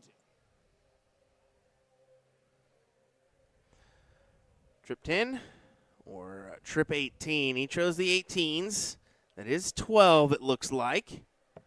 So setting 58, so a shot at 20. And it clicks below the wire in the bottom right corner. But time's on his side here. I mean, Kevin has not done much to help his cause yet. 56. Brad required 20. FKL, F stands for far away in this leg. Double 10 for Brad. Over to the double 5. And won't be able to take it. So Kevin Luke will have an opportunity at the outside shot at the 170. Require 107. Hefty look, but it can be done. It can be done. Bullseye! 145. He wanted it, but it doesn't go. 20. Maddox says that was close. Double 5. 10. Doesn't click. And now more double troubles led to an opportunity for Kevin Luke to get back into it. Will Kevin take him up on the offer this time? He will. Look at that celebration from Kevin getting that double. That was a pretty Interesting. good celebration there. He knows that he needs a spark. That could have been the spark. Well, think about it. Lucamania started this month with $12,000 win, trying to get another $4,000 to it right here. Listen here, brother. Hey, if he's going to do a Lucamania jersey, all I'm saying is we can get rid of the Cowboys one. That's all I'm saying.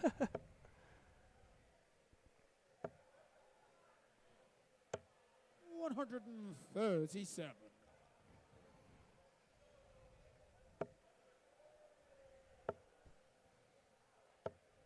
$98.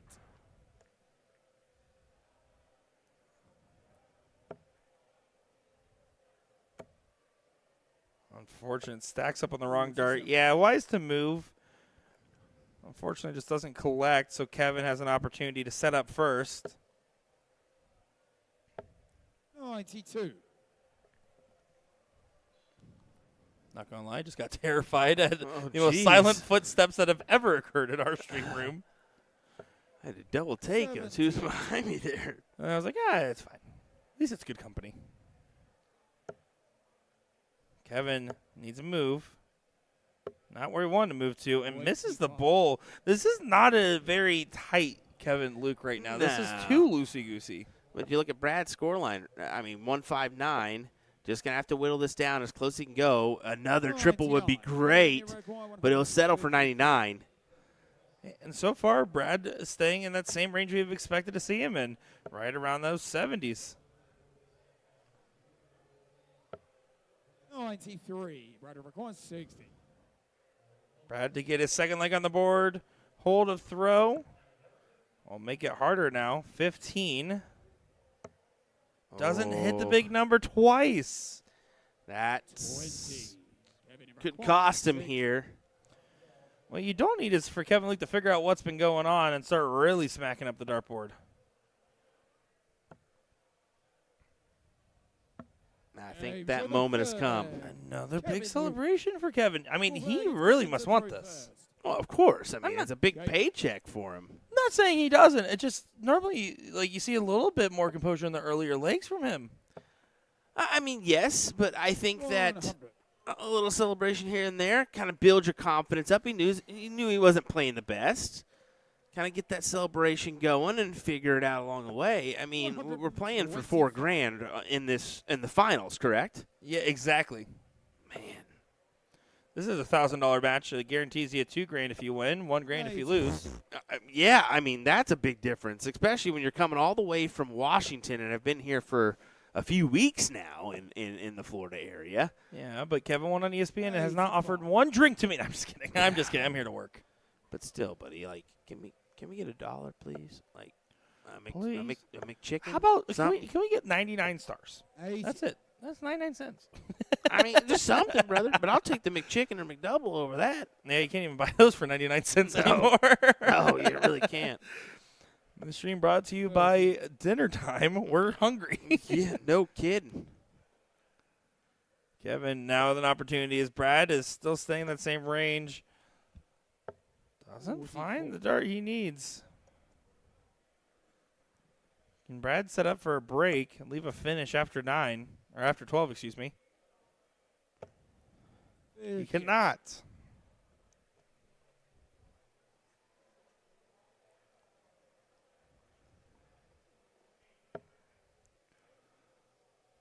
Kevin moving. Kevin finding the same spot, moving even further over. Tried so hard to avoid that ricochet from happening. Good shot, though. He's laughing it off. That's one you have to laugh about. 38. For some reason, when the free beer gets put away, the finals area clears up. Kevin, you require Huh. 7. No good.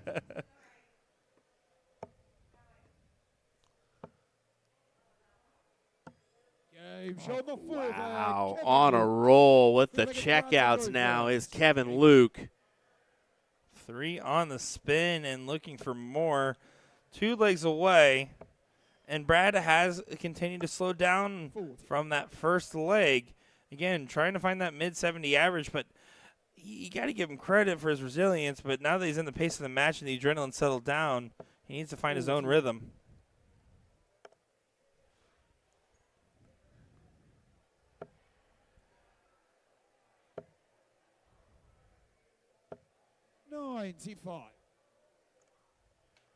Brad Farley, yeah, basically what we were assuming, averaging 74.5 on the day.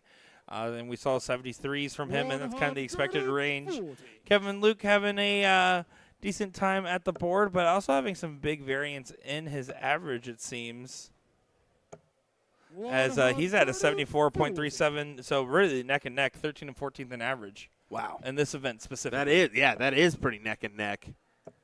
100. And they're both still staying in that mid-70 range.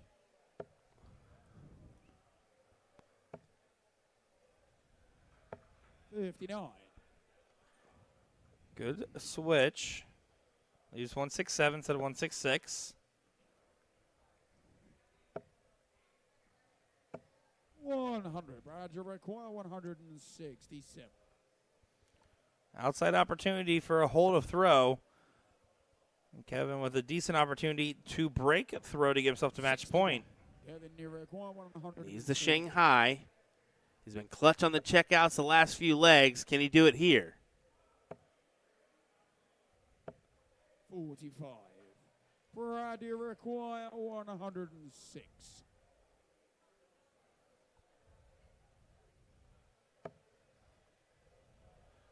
'86 needed that 54. 38. Yeah, going to be frustrated by that visit. Couldn't do more with the 106. Kevin Luke, can he do more with the 75? He can. Double 12 over to the 6 and doesn't get it. 63. Brad, you require Brad can wipe the 68. sweat off the brow, but needs to execute this shot. Gotta have it. Double 16.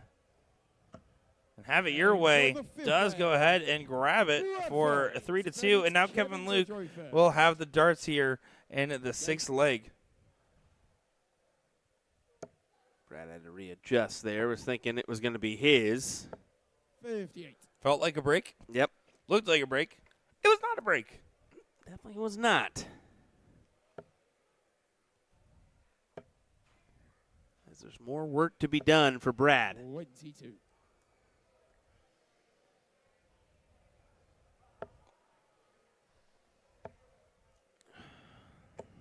57. You can see a big stretch there from Brad on the stage. Trying to get loosened up. 100. Stretches make differences. I watched Will's video. Finds 100. Hey, I'm glad you did. A lot of people don't do the stretches and they need to.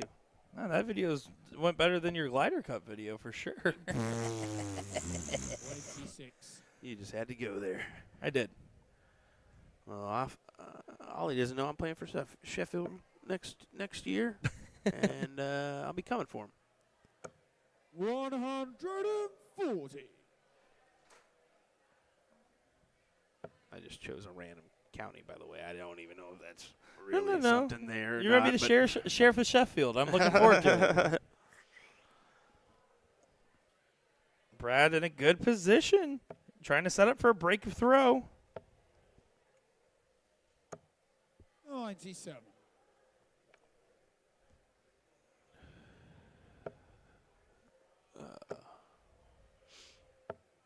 99. Right to require 142.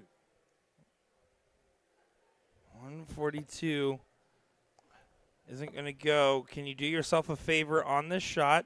That's a 94. big last start on the cover. Kevin looking on the outside. Oh, it's good. It's real good from FKL. 123. Right to require 123 48. and now 48 in the response here for Brad.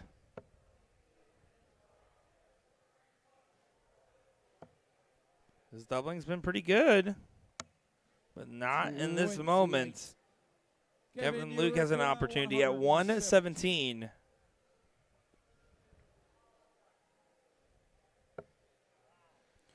And you can hear the wow as he doesn't know what happened with that first start. Got away from him. 20. Kind of chucks away the turn there with the bull at the last. But that's a bust. A redemption opportunity for Kevin Luke. Essentially, and you can see he's just taking a second here, making sure he's Kevin, you require 82. good to go. 82 remaining, be trip 14 or bull. It's a 12. You can get away with that. Oh, even better now. Game shot. Oh. Sixth flag. What a check. Seventh flag. It's Kevin Brad is to throw all first. adrenaline right now. He is amped up.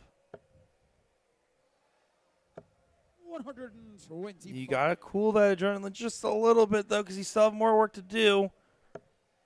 Brad starts off very nice with that 2 treble visit. 91. They're both just consistently finding the same range they've been in all day. 93.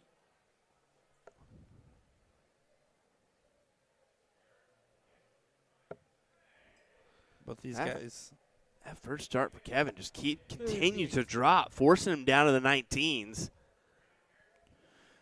Yeah, it's not doing him many favors. He's not getting a lot of great placements that are helping him out. It's a lot of errant deflections.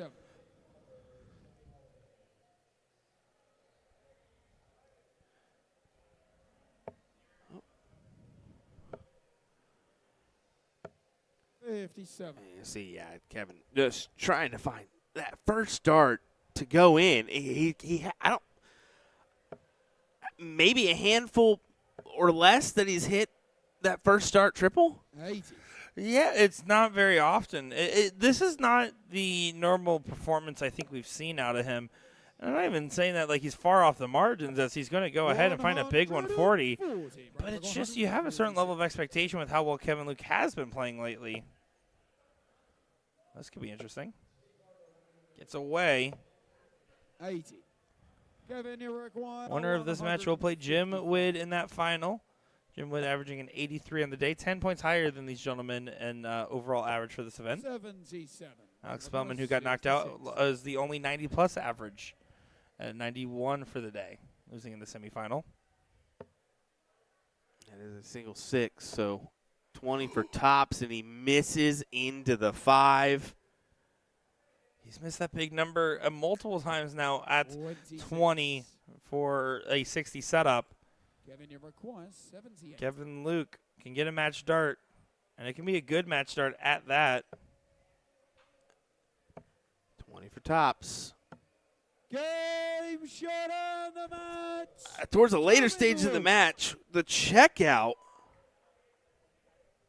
I mean, the checkouts from Kevin Luke were there. They were on. Yeah, the scoring left something to be desired, but the doubles didn't, and that's what gets you results at the end of the day. Is Kevin Luke about to take a stage dive? It looks like he scared someone in the audience thinking he was going to fall through. But Kevin will be taking on Jim Witt in that next matchup for the finals and an opportunity of $4,000. So don't go far, folks. We will be seeing that in just a moment's time to see how this elite singles event here, DPFL Live Event 4, will conclude.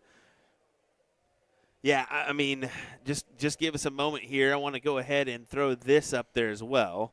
We do have our Masters bracket going on. We had some questions in the chat.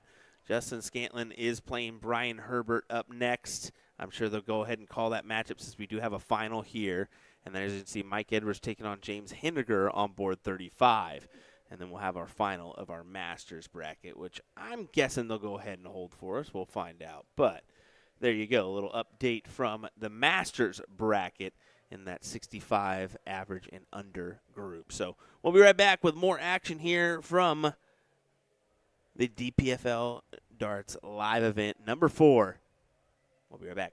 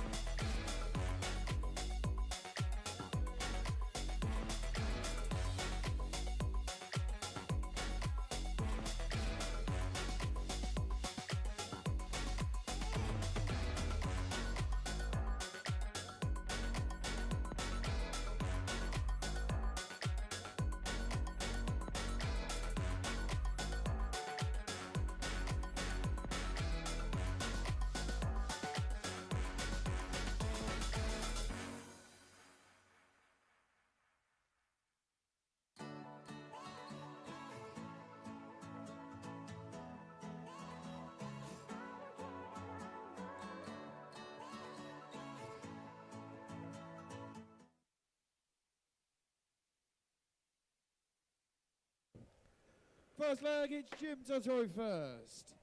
Game on. Finals time for Jim Widmeyer and Kevin Luke. A lot of money on the line for this one. What do you say? William Stewart, Nick DeShera here on the call. Looking forward to this matchup as we play for $4,000. Yeah, good payday in front of them. $4,000 for first, $2,000 for second, and a lot of pride on the line. Jim Wood finding some excellent form so far, and Kevin honestly showing some scrappier form compared to what we normally see him at.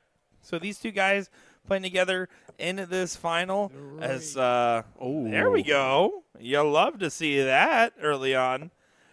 We're going to see what ends up happening here. Jim mentioned it. I talked with him before this match. He said, I normally, when I throw a 90, my opponent throws a 95. When I throw a 95, they throw 100. But playing people like Spellman, Jules, Gates, those are who bring out the best of me, and it showed up there, and I'm happy to see it. It certainly did, and he's looking to continue the success here in the final. Looking to pull off this big-time win over his doubles partner, Kevin Luke. Now, Todd said it best. Last time these two were on stage together, well, you better watch out. There's no guardrails on the stage. There is caution tape. We will say that. Yeah, that cautioned away. Don't worry. Everyone's on high alert after that clip. Yeah, I think so. Everyone wants to be the first. No one wants to be the second. This is one-way traffic in this first leg. Jim Wood having some control. It's 1-6 in this final.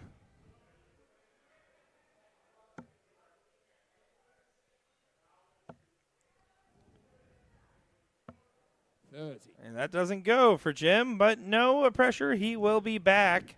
Midley at 10, not as fun, but he'll still be back.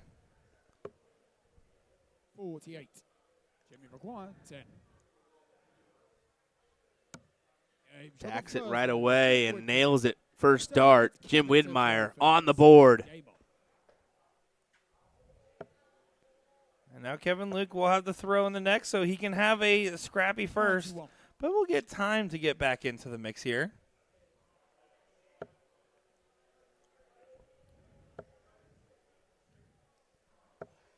$60. Jim starts off troubleless.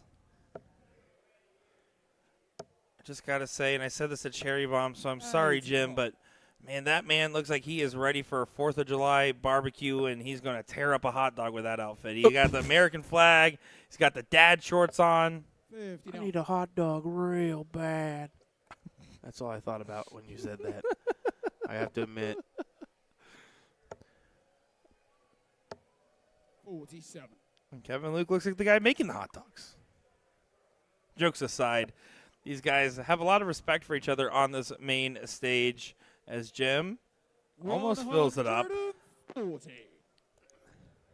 It's not about respect right now. It's about throwing some big darts. Again, pride on the line. 41. Surprise. Kevin committed all three there at the 20s. I figured he would deviate. 78.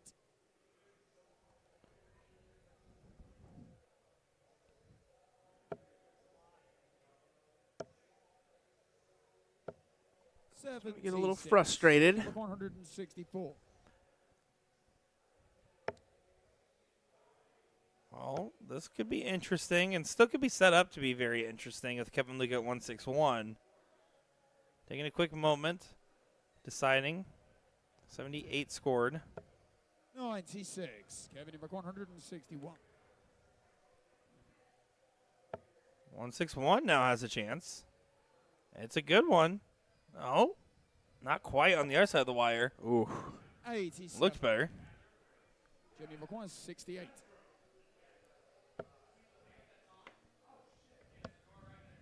Eight for tops. 48. Will not go yet. 74. Kevin gets a opportunity at 74. 14-20 for tops to get on the board. And again, we said this about Kevin. His scoring is not apparent right now, but his doubling is absolutely class. Yes, it is.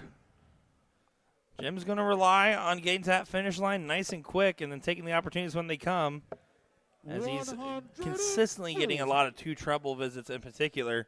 We saw that as a key component against Alex Spellman in this match. And besting Alex Spellman, the only gentleman over a 90 average in this event.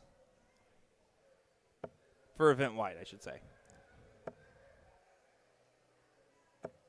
140.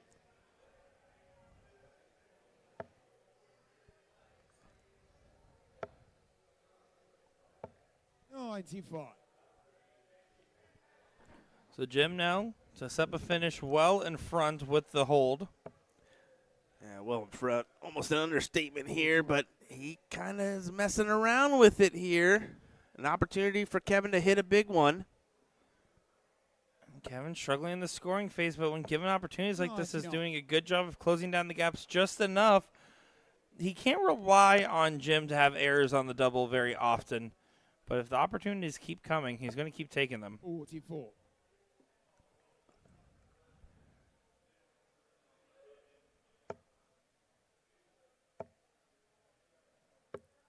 What a hit. What a big hit for him. Yeah, that's a great find. Puts pressure as now the 136 can't go.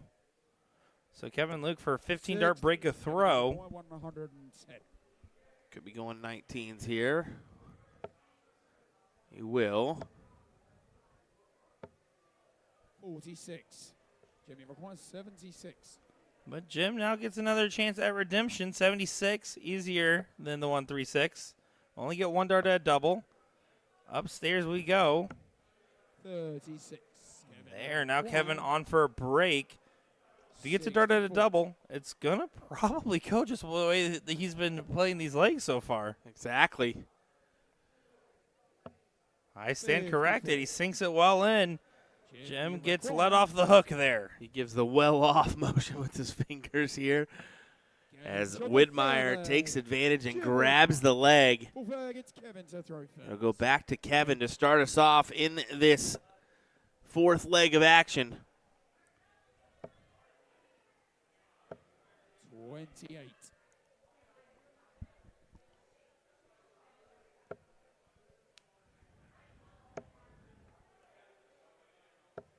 $60.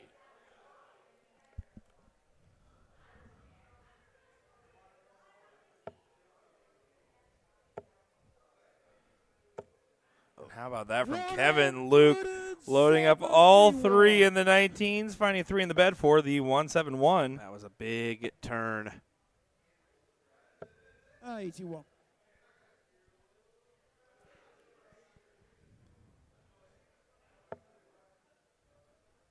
Continues to pepper the trip 19 bed there.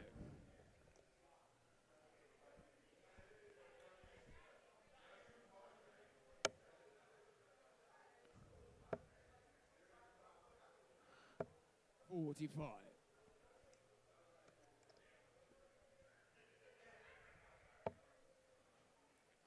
Kevin, going to be the first one at a finish, you would think. 48. So it does get down to 159.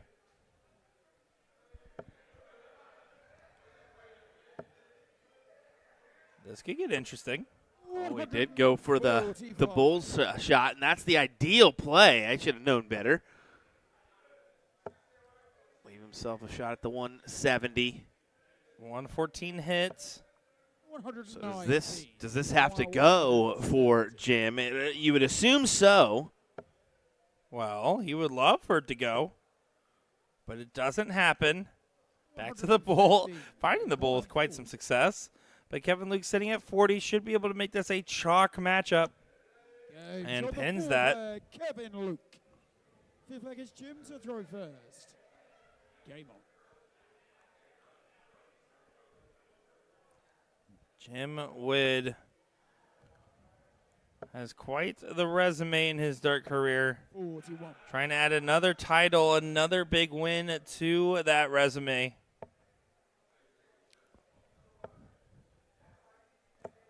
133.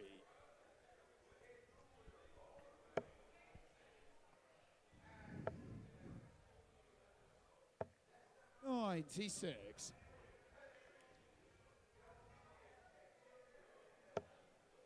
James Herringer in the finals of the Masters singles to play either Brian Herbert or Justin Scantlin. So shout out to our first finalists in that bracket. 100.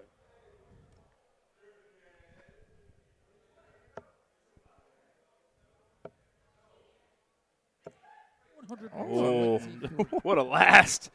Barely hangs in there. That would have been on the bottom side of the triple. It would have fallen out. Certainly the case. That dart was hanging on by a thread, much like my heart after the 5th Red Bull of the day. 79. Jimmy Rook 124. 124 the shot for Jim Wood. 54. 42. Kevin Rook 66. 66 the swing for Kevin to get another leg on the board. Misses the big number that he was going for. He gets one dart and doesn't collect. Jimmy McQuire 82. He's going to utilize the bull here. Finds the middle bit. Over to 32. Now 16 and nails it for 3-2. Kevin Luke is bringing up his average in this final, but man, oh man, Jim Wood is putting on a solid showing. Not quite the average range of the 90s that we saw him in the previous two, but sitting at a solid 82, matching his day average of 83. 45.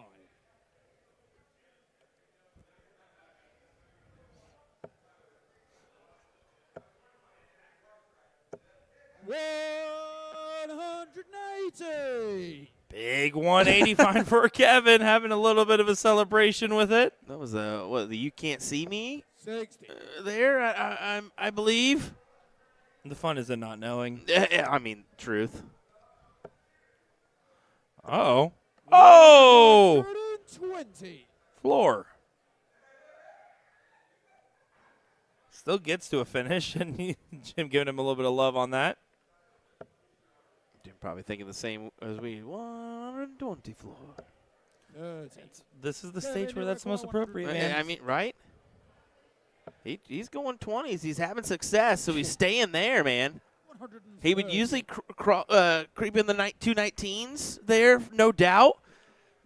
He's just going based off of what he's hitting right now. When the 20s are feeling that good, stay. Yeah, I agree. I don't disagree 79. at all. I mean, yes, you're I agree. I don't disagree. Double down without doubling down. I wasn't ready for that one. That's a Nick DeShera answer right there. It is. You're It's welcome. right down the road. 100. Good 100 on the find for Jim. It's 3-3 once again in this matchup. 42. Halfway to the win for both.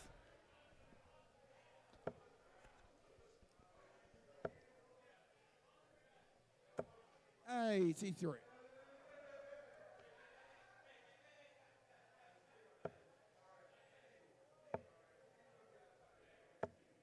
29. Oh, 29. You can see Kevin showing some frustration.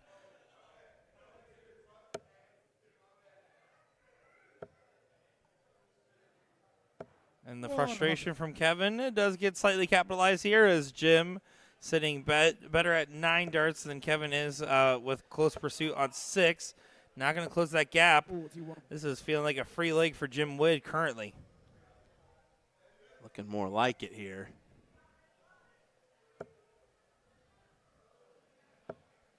100. Does find the 100 to leave the 118 look, and Kevin's not. He needs more darts in his hand if he's going to leave a check here.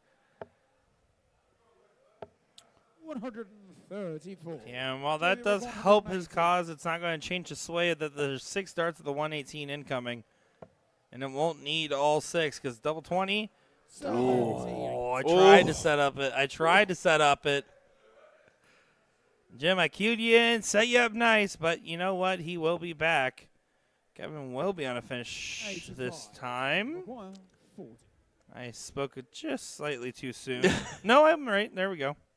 170. We'll take it. And now double five. Chasing around the board, feeling frustrated. We've already seen the 170 teased by Kevin. I think I would have teed it up and forced him to hit it myself, but that's just me. 60. I don't disagree. Require I think 5. that's definitely the time to tee it up. Double two. Ooh, Yeah, it's just outside. It should have looked in, didn't it? Yeah, it looked great. But that's an excellent recovery after having that good of a dart, that near of a shot. And now up 2 legs away from that win. But Kevin Luke with the darts trying to bring it back to chalk. Might need some more chalk. It slipped a little funny over to the right. 15. And not going to be happy with that opening.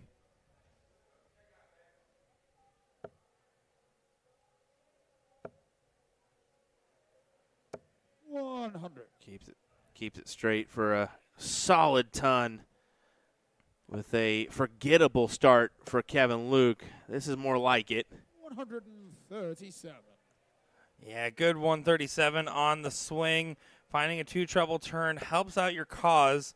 But Jim has been known for his 2 trebles around, it seems, that standard that he's been finding. This is the lowest we've seen him slip, finding 5 points below his on-the-event average now. And Kevin raising it up 5 points above his on-the-event average. Smart play from Wood. Needs to find inside the wire. Those are both hugging. Oh, 106. wow. Amazing. 162 is exactly what he needed there. I knew those darts looked good. I didn't realize how good they were. Good shot there from Jimmy Wood. 40. Had Give me the questioning it required as well, to be fair. Well, hold on. Oh, Try to go double. Cheeky. Cheeky. was a cheeky shot, but man, oh man, I thought we were going to see the 162 into the 140 there for a Right. second. That would have been amazing. Kevin leaving his a third 170 attempt. We will see him do potentially if this doesn't go. Now, are you going to tee it? No, this seems familiar. It does seem familiar. And once again, why don't you just bust it and leave it for? I mean, that's how much respect he has for his doubles partner, and saying, "Hey, I'm gonna give it a go, knowing you can take out this 170. You've done it numerous times before, but I don't know. I would fancy the leave, no doubt." Uh-oh. No score. I think now he's starting to think that too. 78. Well, it gets a little interesting here at 4-4. We'll see. Just a wee bit. There's 12. There's 18 scored. 53. Jimmy required. Or excuse me, 28 scored for the bowl. Doesn't go. Double two. Up to the madhouse. Played aggressive. No He score. does. Kevin, you require 25. Oh, tough start. Even No tougher score. second dart. Jimmy require 5. Kevin. What Will said. Double two for Jim Wood. On the wire. Does Game find champion it. flag. That was my Home Alone Jim impression, by the Wood. way. I have seen that movie. I'm glad you have. For a change, you've actually seen the movie? I have, but unfortunately, your reference was so poor I didn't get the reference. The one time I watched the movie. Jim Wood now on match points. 97. It is a scrappier performance, but an effective one, as he has the darts and wants to get this done here. If not, he'll have the darts in the deciding leg if it goes that far. The key is if it goes that far. Right now, 42. Wood pressing for this to be the last leg. We'll find out.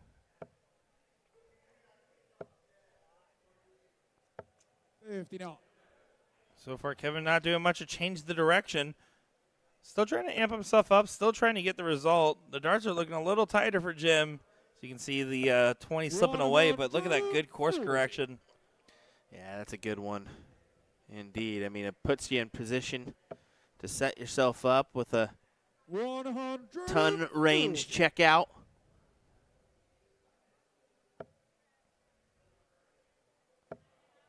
Follow it in. 100. He'll still take it. Tried to follow that dart in. It was the right area. It was the right invitation. Does get to a potential one treble and bull finish. 83. 18 treated him all earlier with that 162. He just needs 4 of them at minimum. There he goes, bull first dart. Can't blame him for doing that route. Yeah, that route's fine as well. Fortunately, it doesn't collect. 57.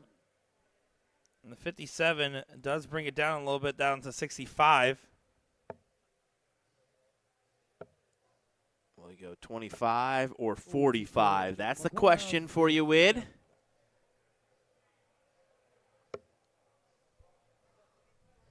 Looks like that's in the 17.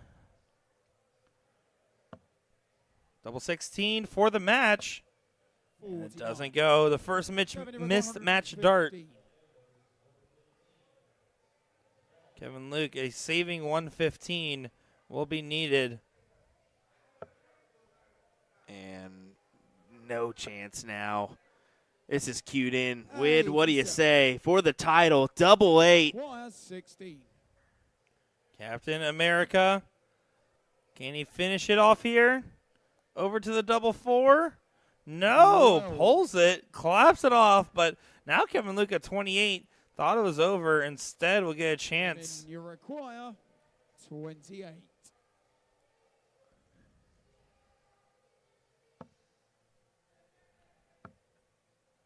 On the wire. Oh, that pushed right off the other dart. That is so tough. Jim giving it a little bell ring, thinking, okay, let's get another opportunity to get this done. Some more match darts incoming. It's more match darts missed, but he does get it on the last. Jim Wid is your elite singles 501 champion, besting Kevin Luke in the finals. Wow, congrats to Jim Widmeyer making the run here in this elite singles bracket to take the win. Arms in the air, gets it done as the both double. They don't mind. They both earned this place to be here, and we heard them beforehand saying, hey, either way, we're good. As Kevin once again goes choke job and tries to jump into the stands. He's trying to get my heave. Oh, he almost took a win anyways. Yeah, right. Well, if you're going to go by Lukamania, you have to be used to a couple of wrestling moves, all right? Definitely so. Brian Herbert, by the way, match darts incoming to move on to his final against Justin Scantlin. 3-2. So we'll see who's going to meet James Hinniger in the next final. Our final matchup of the evening for your Masters final. We'll be right back. Couldn't have said it better myself. Sometimes I agree, sometimes I disagree, and I don't agree, but I do agree. Way to say it. Pedigree. Way to phrase it.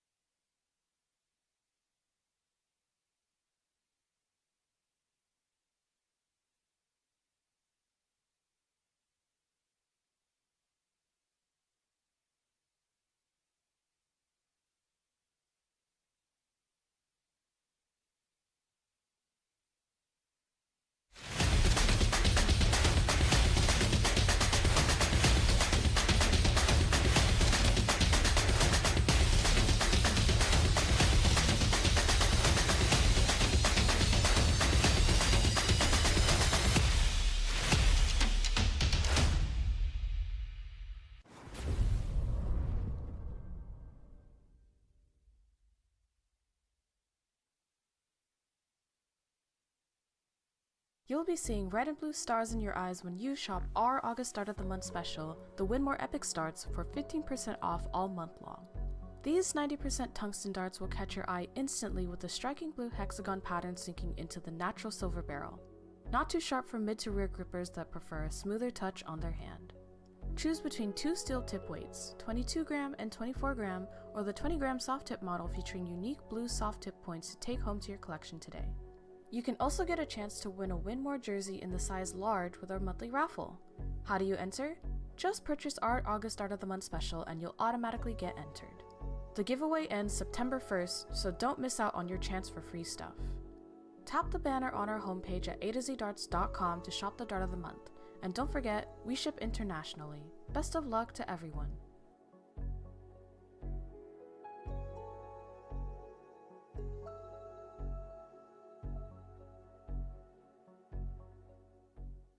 What is the purpose of the Vertex stand? This product is made by Winmore, and they have solved 3 different problems. Number 1, when you don't want to permanently mount a dartboard.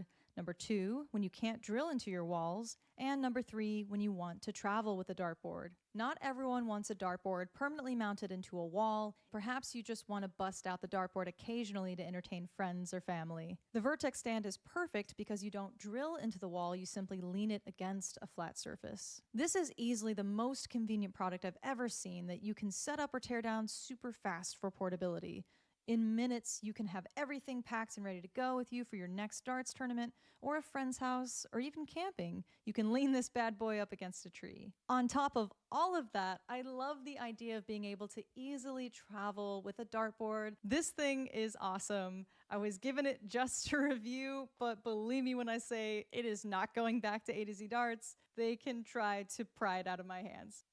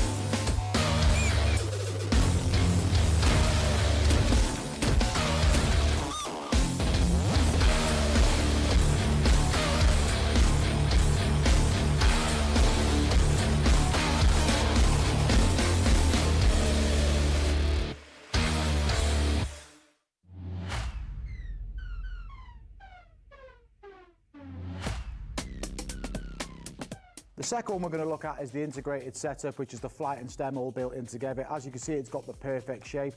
There's no fiddling about like with the classic where you've got to pull the flight in and out. But again, it's down to your personal preference. Looking at dart cases now, and we've got one here. This is very important when you're going out to a darts tournament to have your spares in there, your flights, your stems, your spare barrels, points even. It depends on your preference as a dart player. Myself, I tended to use a smaller wallet. I didn't like to have too many options and stray away from what the basics were. I'd have things like the odd set of stems, set of flights. But like I said, these all come in different sizes. It's down to your personal preference, but it's good to be equipped when you are playing darts.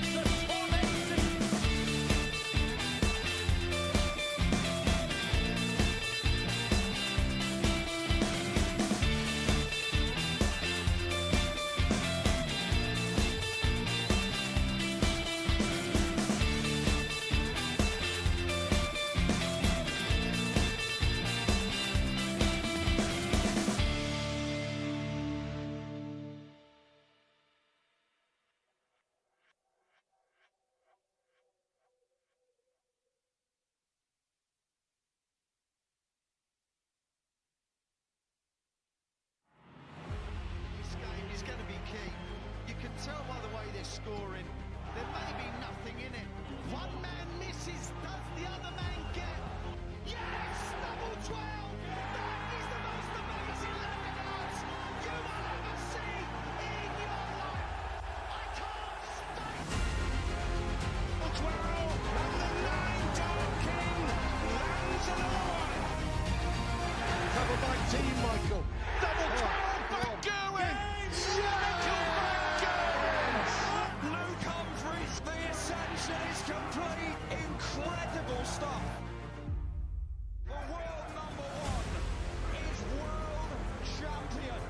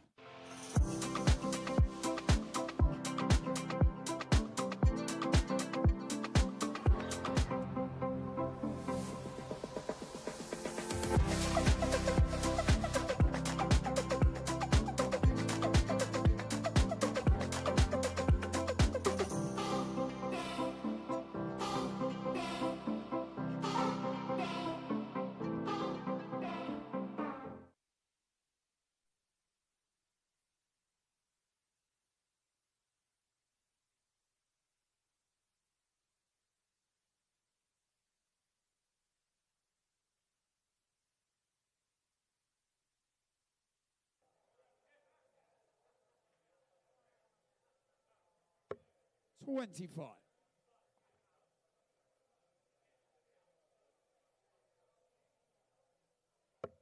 Outside. Brian's won the ball. First leg, it's Brian to throw first. Game on. Alrighty, everybody, here we go with our Masters finals. We did a nice old board kick to start us off, but that's okay. 100. Here we go. We've got Brian Herbert taking on James Henniger in what should be an exciting little matchup. William Stewart, Mr. Nick DeShera. We keep on trucking here in Kissimmee. Yeah, it's our final match of a long, fun day of coverage. Ooh. We are 12 total hours into being live right now, so a 14-plus hour day, and it has been a lot of fun.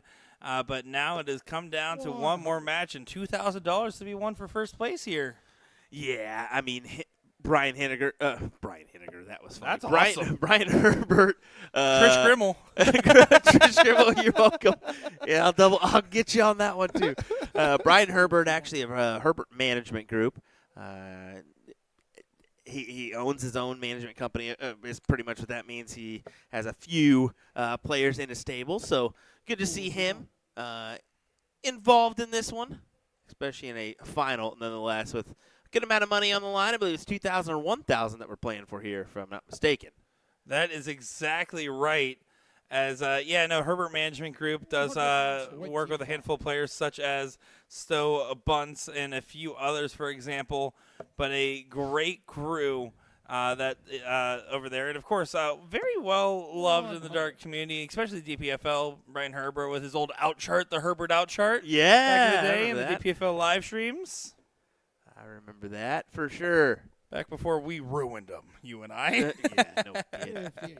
Brian, you require 160. Well, Brian has an opportunity here to leave himself at a tidy little check,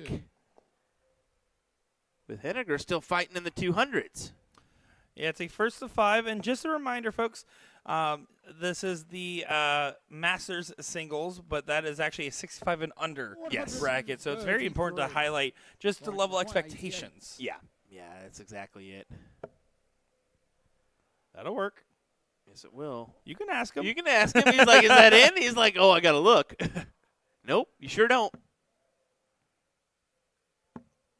60. We're going to have to get Brian on James, that you one, by require the way. 140. Yeah. Oh, yeah. Tell him, hey, you know you can ask, right? Well, 94. Doesn't hit the 18 on the switch, so an opportunity for Brian when he comes back for leg number 1. 42. Brian, you require 28. 28, double 14, now to the 7, and does James, pin on the it. First leg, Brian Herbert. James throwing 3 different color shafts, red, white, and blue.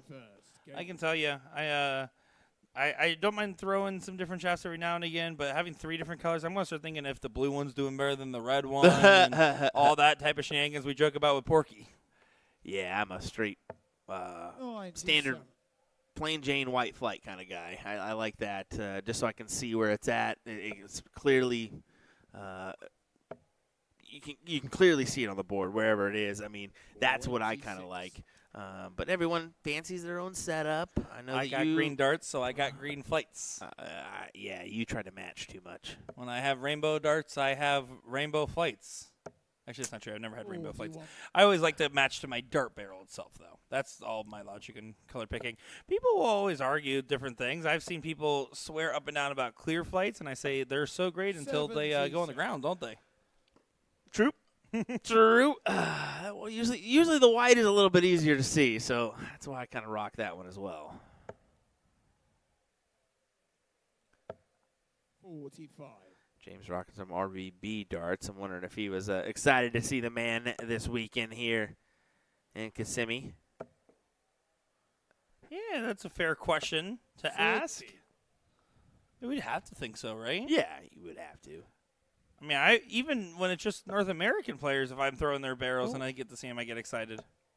Ooh, may not be quite a RVB barrel after all. My apologies. Well, thanks, Will. You lied to us. I thought that was black on the back end. It looks like a bluish, so threw me off a little bit. Herbert, though, he is rocking some old-school laser darts. I can definitely tell that. The old Black Widows. With the Neural Grip on it. Yeah, the old classic, my guy. Neural Grip, my least favorite grip type, by the way. But the Black Widows still, to this day, man, they sell. They just sell. An American-made dart. They've been around for quite some time. They really do a good job there at Horizon Darts in Kansas City of making them. So, yeah, it's one of the most popular darts for a reason, right? It's a good, agreeable barrel shape and type, and it's also probably the one that one of those barrels that you got taught with. I know so many people that just are like, yeah, this is the first type of dart I ever threw and carried with it. Ooh, what a 134 from Henniger. Well, now Herbert instead going to have to go for a Class 100 because James is on the tail. Does pin it in 2. Brian Herbert up 2-0 into this one. Tasty little check out there, Brian. Game on. Needs 3 in order to capitalize on this win here. And claim the prize of champion in the Masters singles bracket at the DPFL Championship. Hi, do you know who Champ is? Me. I'm the champ. Well, we'll find out tonight. John Cena takes the stage. And it's John Cena. I love that clip It's so a good much. one. It's a solid one. Herbert's looking good. I do love, if we're talking about darts and setups, that he is throwing the Stowe Blunt's Neon Nightmare fights. How did you say that? Kiefner. And my point has been made. Moving on. All righty. 97. That would be Stowe Bunts if you're unfamiliar. What'd you hear? Definitely heard something else, my guy. I think we all did too. All right, back to the match here. Oh. It's a pretty sickening name, admittedly.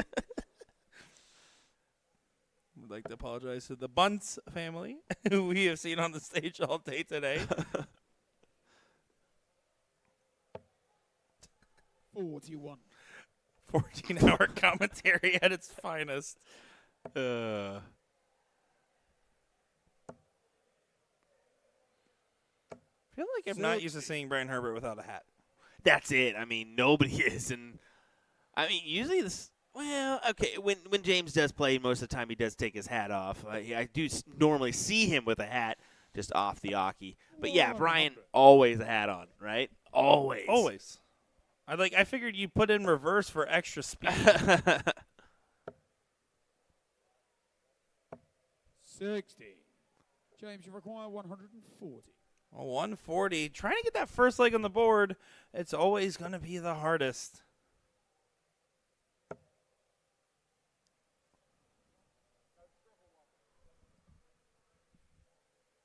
like that has to be in the treble one. That's what I'm thinking as well. We'll look to abandon as it's just 40 to leave 100. Herbert to try to get back into this.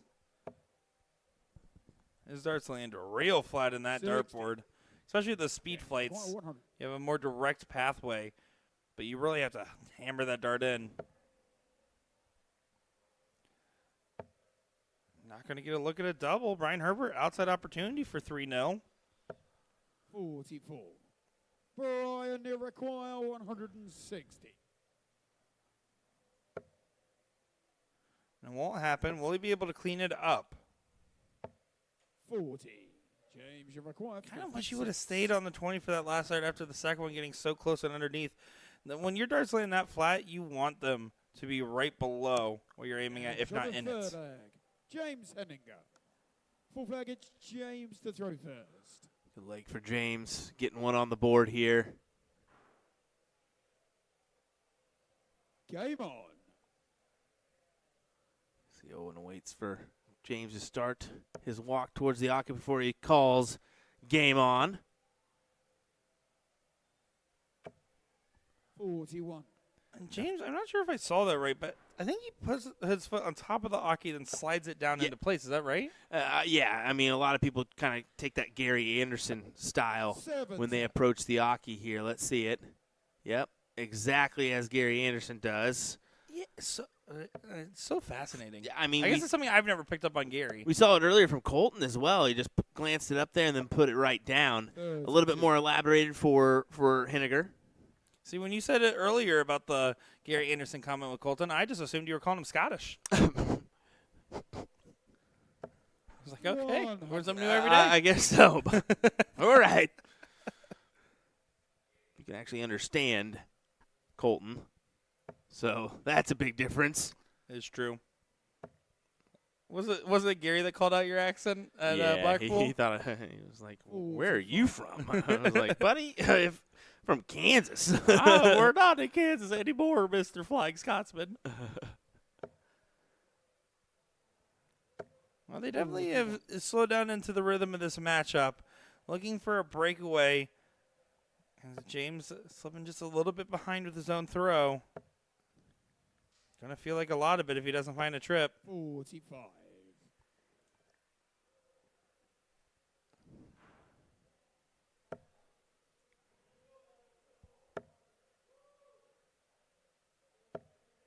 $78.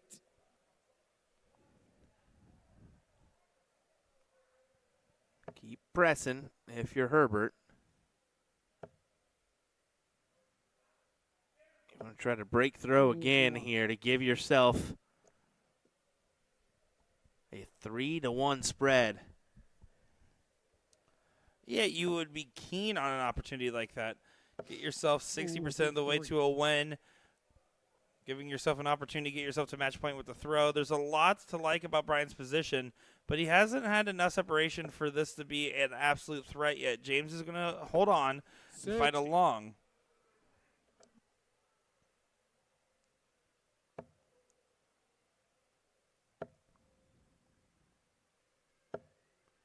Big last. Needed that dart to make sure he got into a better range. Should be able to get dart a double from his position. 57 going back up. Trying to leave 140 or better. He chose or better. Good choice. Yeah, that's a good looking shot there. 20 for tops. Place it right on top.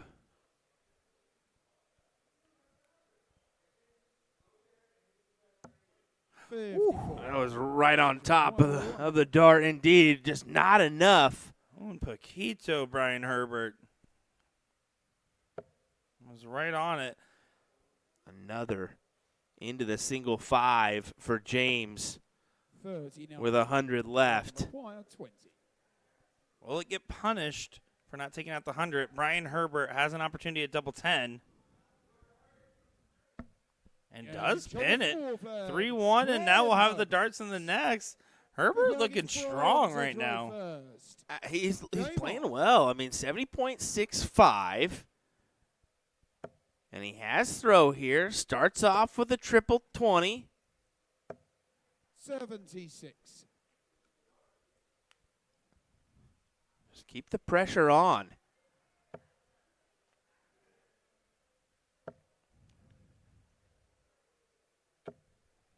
$140. James overall on the day averaging a 66.3 average in this event. Finding himself quite well. 95.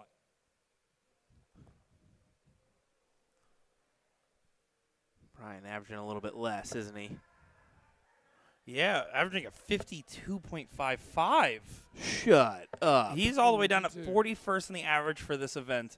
Has made it to the final despite that, and is playing his best darts of the day. I mean, he's definitely putting one on here. 44. As I'm going to go ahead and give this view as James is actually, I think, doing a repair. But you can see Owen kind of just hesitant there. Actually, I believe he's pulling his A game out of his bag. Ah, that's it. That's it, the A game. Got to keep it somewhere. Left in the wrong pocket. Clearly, I was right. I 140 mean, on the final. Gotta be it, right? Gotta be it. Sometimes you just set it up and it works out quite well. I love it when a plan comes together. 40. So James to try to break right back to Brian Herbert.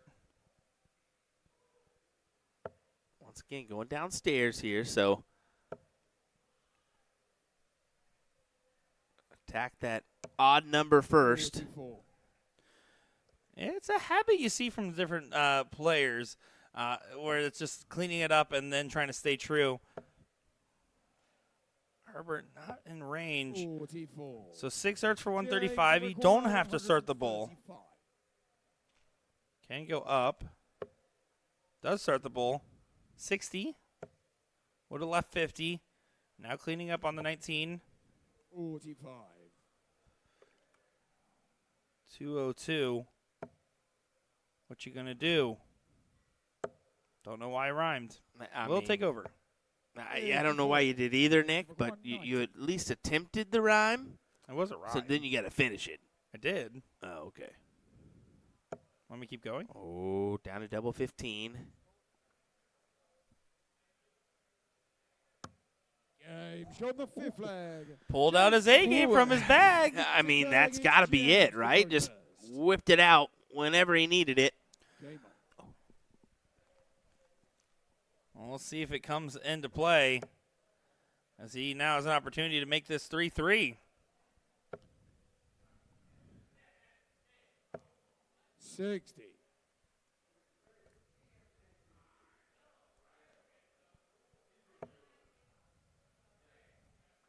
So Herbert to go on the run he did, considering 52 average in this event, is just downright impressive. And I also do love when a 65 and under event has every player under 65 except for the 4 top performing averages, and it's only at the peaking out at PJ Stewart at a 68.65. So that's how you know this is a true 65 and under event. Yes, it is, and they've done a great job about making sure that is that way. 45. It's also a shout out to Dart Connect and their competition card. Yes, kudos to them. They've made massive strides since the very beginning of Dart Connect, adding a little something here and there. 83. And now look at that. I mean, it's the best tournament software out there right now. I'll say it. As far as a steel tip goes, it doesn't get any easier than Dart Connect.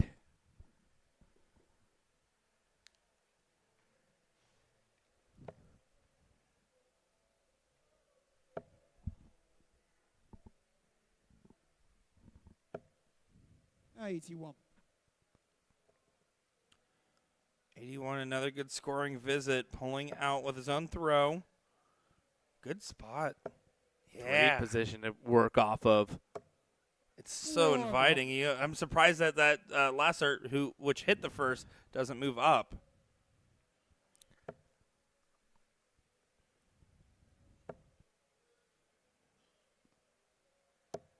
$45.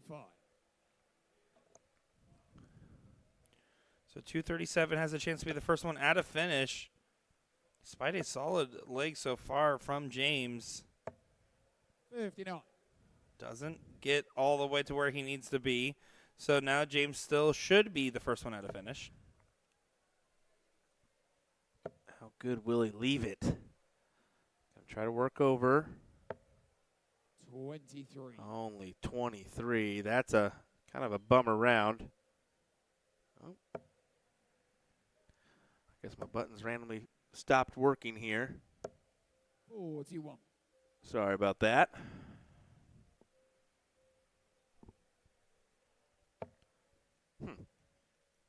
Well. 95. Brian, they require 137. 137 was not in the cards for Brian, who really wanted to grab that one. James, you require 78. Should get at least one dart. 60. Gets one dart at tops. 58. And no, so Brian Herbert has an opportunity to break throw at 97 to be 4-2 up. Oh, right above. 78 left. 73, shake of the head, but not going to be happy with that visit. James, you require 20.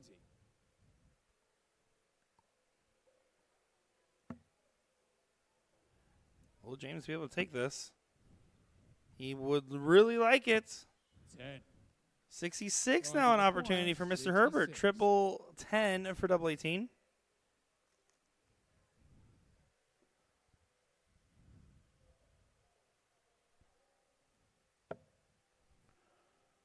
It's going 54 for double 6.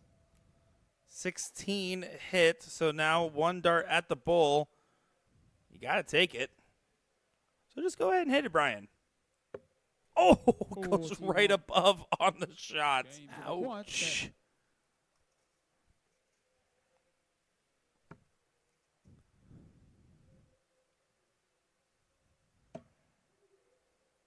Henniger trying to work it down and collects. We are tied up once again.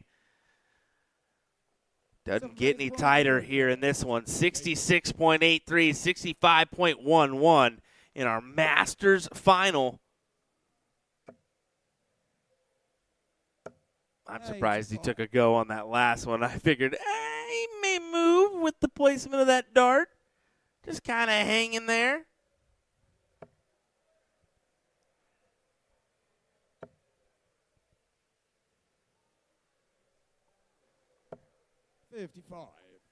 Well, James has done a good job of staving off Brian Herbert in this matchup. And now this is neck and neck. And if you go to the paper, you're going to start saying it's favoring James, who's averaging 14 points higher on the day, as Brian has continually slowed down. But if Brian stays in the 65 range, if he just stays consistently scoring those 60 points, occasional 80, occasional 45, there's still going to be opportunities for him at this point in this matchup to be able to convert. Yeah. But if James continues to lift up himself, it's going to get harder and harder. Great description there, Nick. I agree, and I don't disagree. Thank you. That's going to go down in the books, isn't it? Using that one all the time. You don't understand how dummy hard that goes to say it twice? It's like, oh, if you didn't hear me the first time, maybe you didn't I'll understand. say it a slightly different way for you. Just so you understand. I'm surprised you didn't switch to Spanish for the third time. Or as they say, the trace time. 40. Good attempt, Nick. Swing and a miss. They're not all bangers, folks.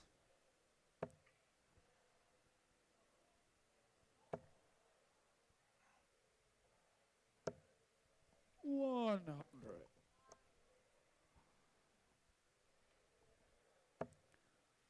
Herbert trying to get in front of James. His throw's been taken away from himself. 94. That's a massive last start. Yeah, that's a big one. He's trying to keep this lead here. He does not want James finding the advantage, especially at this point in the matchup. Yeah, if James breaks here, he'll have the darts to throw for the match. If Brian holds throw, he's guaranteed to have darts to throw for the match at least once. I was dumb to say it would be only once. 28. James record 94. Yeah, that's going to be a misstep as it doesn't get into a pressure position. 94 can be liberal. Single 18, deciding where he wants to go. 56 left. 46. Missed the big number, Brian require 100. but 136. It'd be an airmail.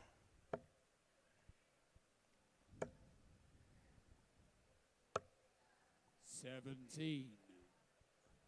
James require 48. 8 for tops for his first lead of the match.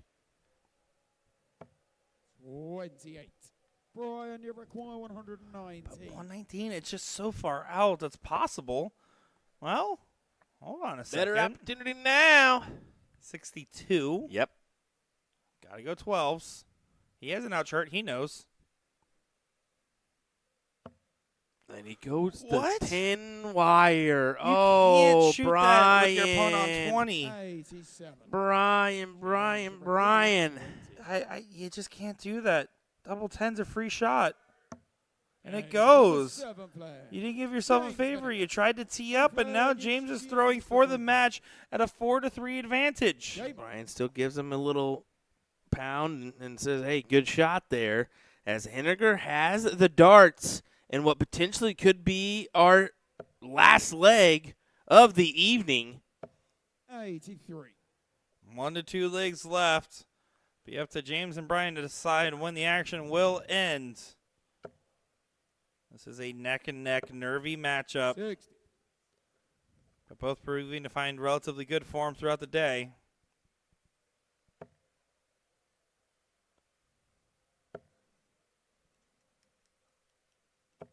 $60. Flat 60s.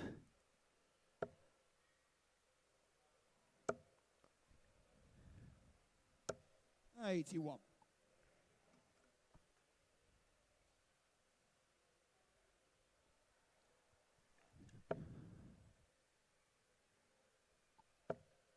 Oh, What a time. that is What a perfect time. time to hit that. Even a 180 doesn't leave Herbert with a check. 60. And he can only grab 60, so Henniger, can you clean up this job? Yeah, just stay true. Stay vertical. Goes horizontal. 44. You're focusing on just getting more pressure on Brian. He's going to start pushing. Won't be on a finish. 45 on the shot. 6 darts minimum for 174.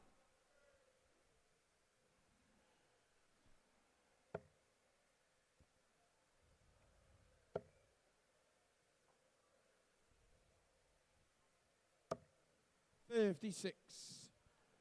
56 again, no troubles, but that was a lot more of a clean shot. Gets to a 1 trouble combo. You are curious. I have seen someone try to take 118 by going treble 20, treble 18, and bust. Well, we both have done that one. Sorry, Colton. Session stray. 78. Yeah, that will play. That will certainly play. Come back with a guaranteed look at tops for the match. 59. James, you require 40. For $2,000 and the Master Singles title. Now to the double 10. And it goes. James is your champion. And Brian Herbert, besides having a great run, didn't need the average, had the heart, had the grit, but fell short at the end, and will still get $1,000 for his valiant effort. I love how our youth chalker towers over everybody on the stage. Absolutely love it. Great stuff for James Henniger. Great stuff for Brian Herbert. That is going to do it for us tonight, folks. We are going to be back and better than ever tomorrow at 1:30 Eastern time is when I assume we're going to get that stream started and underway. We're going to let the round robin stages kick off the morning coverage or the morning events. Yeah, let me just double down and see. And, yeah, we have the playoffs beginning at 1 p.m. So our coverage will mainly be of the DPFL Live Event Championship tomorrow. That's a $5,000 first place prize. We will also be covering that Dark Connect DPFL exhibition. That's going to be Jermaine Wadamina taking on Jermaine Wadamina and Raymond Van Barneveld taking on Stowe Bunce and Alex Spellman. Now that will be recorded. That will be only in-house, just so you know. We do not have clearance from the PDC to stream that one, but we will record it. We will post it after the fact, so look out for that one. We may have some more coverage later on in the evening, but that's it for now, folks. We're going to get out of here. We're going to catch the shuttle, hopefully, home. We'll find out if we can get that or not.